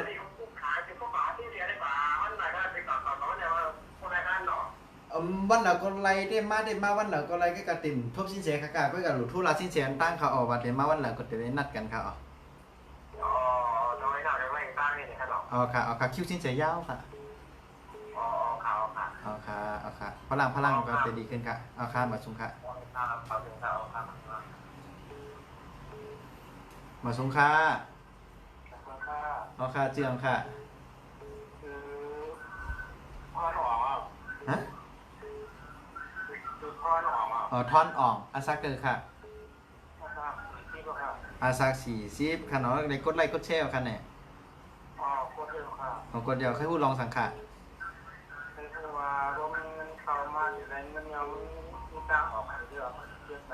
โอเค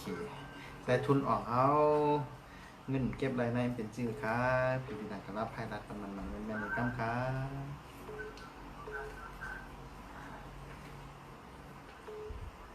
ใจเท่เก็บอยู่เนี่ยกอบสั่งในจ่องด้วยจอมกันรายการแต่เดี๋ยวเนี่ยจ่องด้วยโทรศัพท์จอมด้วยนะเป็นฮือเจเหวต่างๆไว้เหนือนำในปองอ่างครับฮือเจนี่ต่างเหนือนำต่างอะไรหึงครับต่างอะไรหึงมันก็ติดจมไว้นั่นปองอ่างเก็บเงินอยู่นั่นเขาโอเคเสร็จแล้วครับลายเก๋ทำมีไว้จื้อค่ะล่ะลายเก๋เป็นไงครับ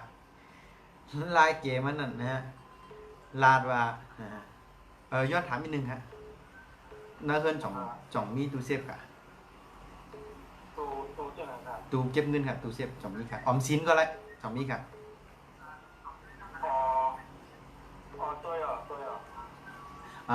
น่าเฮินจ่องมีตู้เซฟอันนั้นก็ตู้เก็บเงินกางเก็บเงินเป็นห้องออมสินก็ได้นะฮะออมสินก็มันมีของลุกไปหรอออมสินตัวนั้นนะฮะเคยอะไรค่ายตีไงค่ายตั้มเมื่อเราก็เลยอย่าไปค่ายจากตีเก่านั่นกับตั้มตีใหม่นะค่ายจากห้องเก่ากับตั้มห้องใหม่ค่ายจาก ค่ายจากตีอยู่อันปัจจุบันเนี่ยขึ้นกับตั้มแทงตียอก็กูลองก็ตีเริ่มดีมากขึ้นตีเริ่มดีขึ้นมากครับค่ะย่ายอันตีสังว่ามีตู้เสียบก็ย่ายตีตู้เสียบมาสังว่ามีออมสินของลูกก็ของพาก็ย่ายตีเห็นมายอก็ตีดีขึ้นมากค่ะสังว่าแค่พูดรายละเอียดในแต่ก็ในทางเรื่องค่ะเนาะเอาครับมาสุงค่ะครับเอาครับมาสุงค่ะเอาละป้อมมีเปิดโทรมาก็สิ้นเสตีตีย่างเอาค่ะนะตีไก่สิบวันที่ตีสิบโมงย่างเนาะเอาค่ะย้อนมาสูงพ่อแม่พี่น้องผู้ถ่อมพี่น้องเขาก็ได้ค่ะในก็จือว่ารายการสิ้นเสค่ะเนาะเหมือนในก็วันที่10 เดือนค่ะเนาะปี2512นะออกรายการกูวันค่ะนาดีพยายาม8 โมงกลางคืนค่ะเนาะแล้วก็นะถามปัญหากูลองก็ถามเป็นคู่มือนี้นะแล้วก็แกลิดปัญหาแจ้งๆแรงๆก็แกลินเป็นเท่าสิ้นเสียค่ะแล้วก็นะฮะเพราะว่ามีพันดีเนี่ยก็จะกดไลค์กดแชร์ปันแห้งจากสิ้นเสียและทั้งคู่มือดีเฮาอินกันเนาะปันรายการปันแห้งจากรายการสิ้นเสียอีกนึงค่ะแล้วก็นะฮะป้าจะทำเราห้องจุ้ยด้วยแสงไขโคแน่ด้วยหอด้วยเฮือนเฮาแน่ด้วยที่อยู่ที่กินเฮาแน่เฮิงป้อถูกต้องหมันแมนเฮิงป้อเก็บเงินคำอยู่ตรงนั้นเนี่ยก็กับสืบสิ้นเสียมาเลยค่ะนะหนังหมายพงเนี่ย06566363เนาะหมายพงเนี่ยอย่าไปโทรมาแถวครับจบรายการแล้ว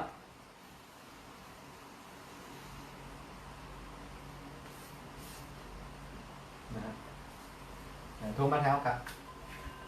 จบรายการแล้วค่ะหมายพงเนี่ยอย่าโทรมาแถวโทรมาสิ้นเสียตรงๆอ่ะ06566363สิ้นเสียเนี่ยเบอร์เหลียวกันค่ะ06566363 065663สังเพอป้าวัสนานะฮะแค่ด้วยเปต่างกาลาไพ่ตาติบนะฮะโยก็ตั้งตกโยด้วยเปต่างกาลาไพ่ตาติบนะฮะก็กับสืบสินเสียมาเลยครับโยก็สังป้าวัสนาแค่ด้วยเปต่างกาลาทานว่าเขาในถูกเฮ็ดกินการทั้งถูกดีใส่เสื้อคู่จื้อหือเจอกระเป๋าเงินจื้อหือจอมในก็กับสืบสินเสียมาเลยค่ะเนาะสินเสียในหมายพงสินเสียกันเนาะ06569363 0642324426อย่าไปโทรมาค่ะเนาะปิดรายการแล้วก่อนให้เขา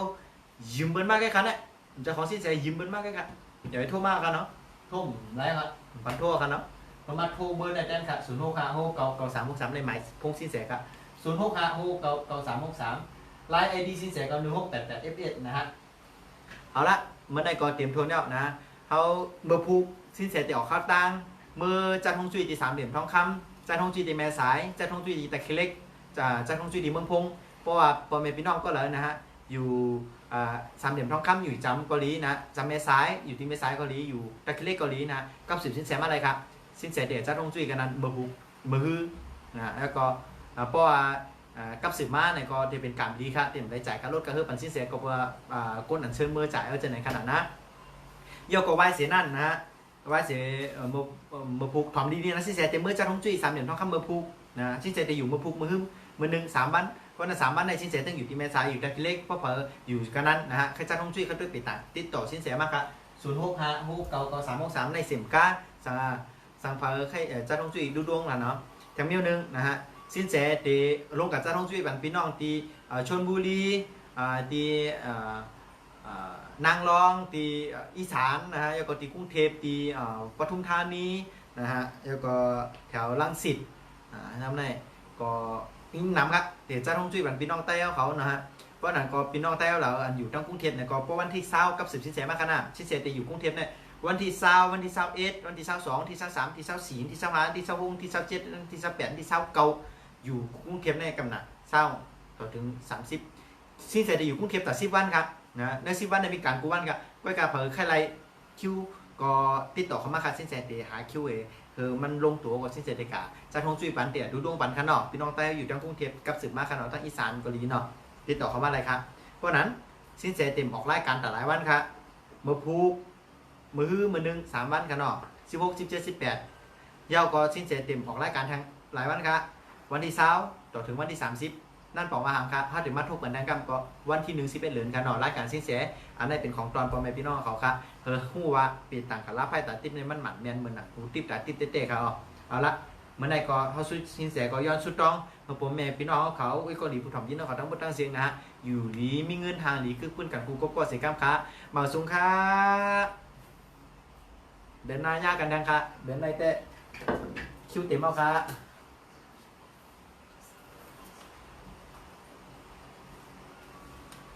มาสงค้าพ่อแม่พี่น้องเขาก็เมื่อได้ก็เลยด้วยไพ่อันเป็นว่าไพ่มันนะแม่นนะมาด้วยปันตอนปันพ่อพี่น้องเขาเนาะแล้วก็เลยด้วยปันหลายคนค่ะนี่ก็เป็นได้การจิ้นแชร์กันเนาะเขาเสมอดีค่ะเพราะว่าพ่อแม่พี่น้องเขาเคยกับสืบมาที่เขาสับกุเมืองดีก็กับสืบมาดี0887891968ค่ะเบอร์โทรเขา0887891968ค่ะยังกำกันเนาะ0887891968กันเนาะกับสืบมาต้องทำได้ค่ะลองหมายพ้องจองดีแล้วก็ลองใครด้วยเป็ดต่างกันนะใครแต่เต้นแต่อ้างจะไหนใครซื้อหมายพ้องเหมืออันดีจะไหนก็กับสืบมาค่ะมาสูงครับผมมีพี่น้องเขากูก็กูก้นค่ะมาสูงย้อนชื่อเฮอคืออย่ามาสูงเฮออยู่ดีมีเงินห่างดีเกื้อปื้นกูก็กูก้นค่ะมาสูงค่ะ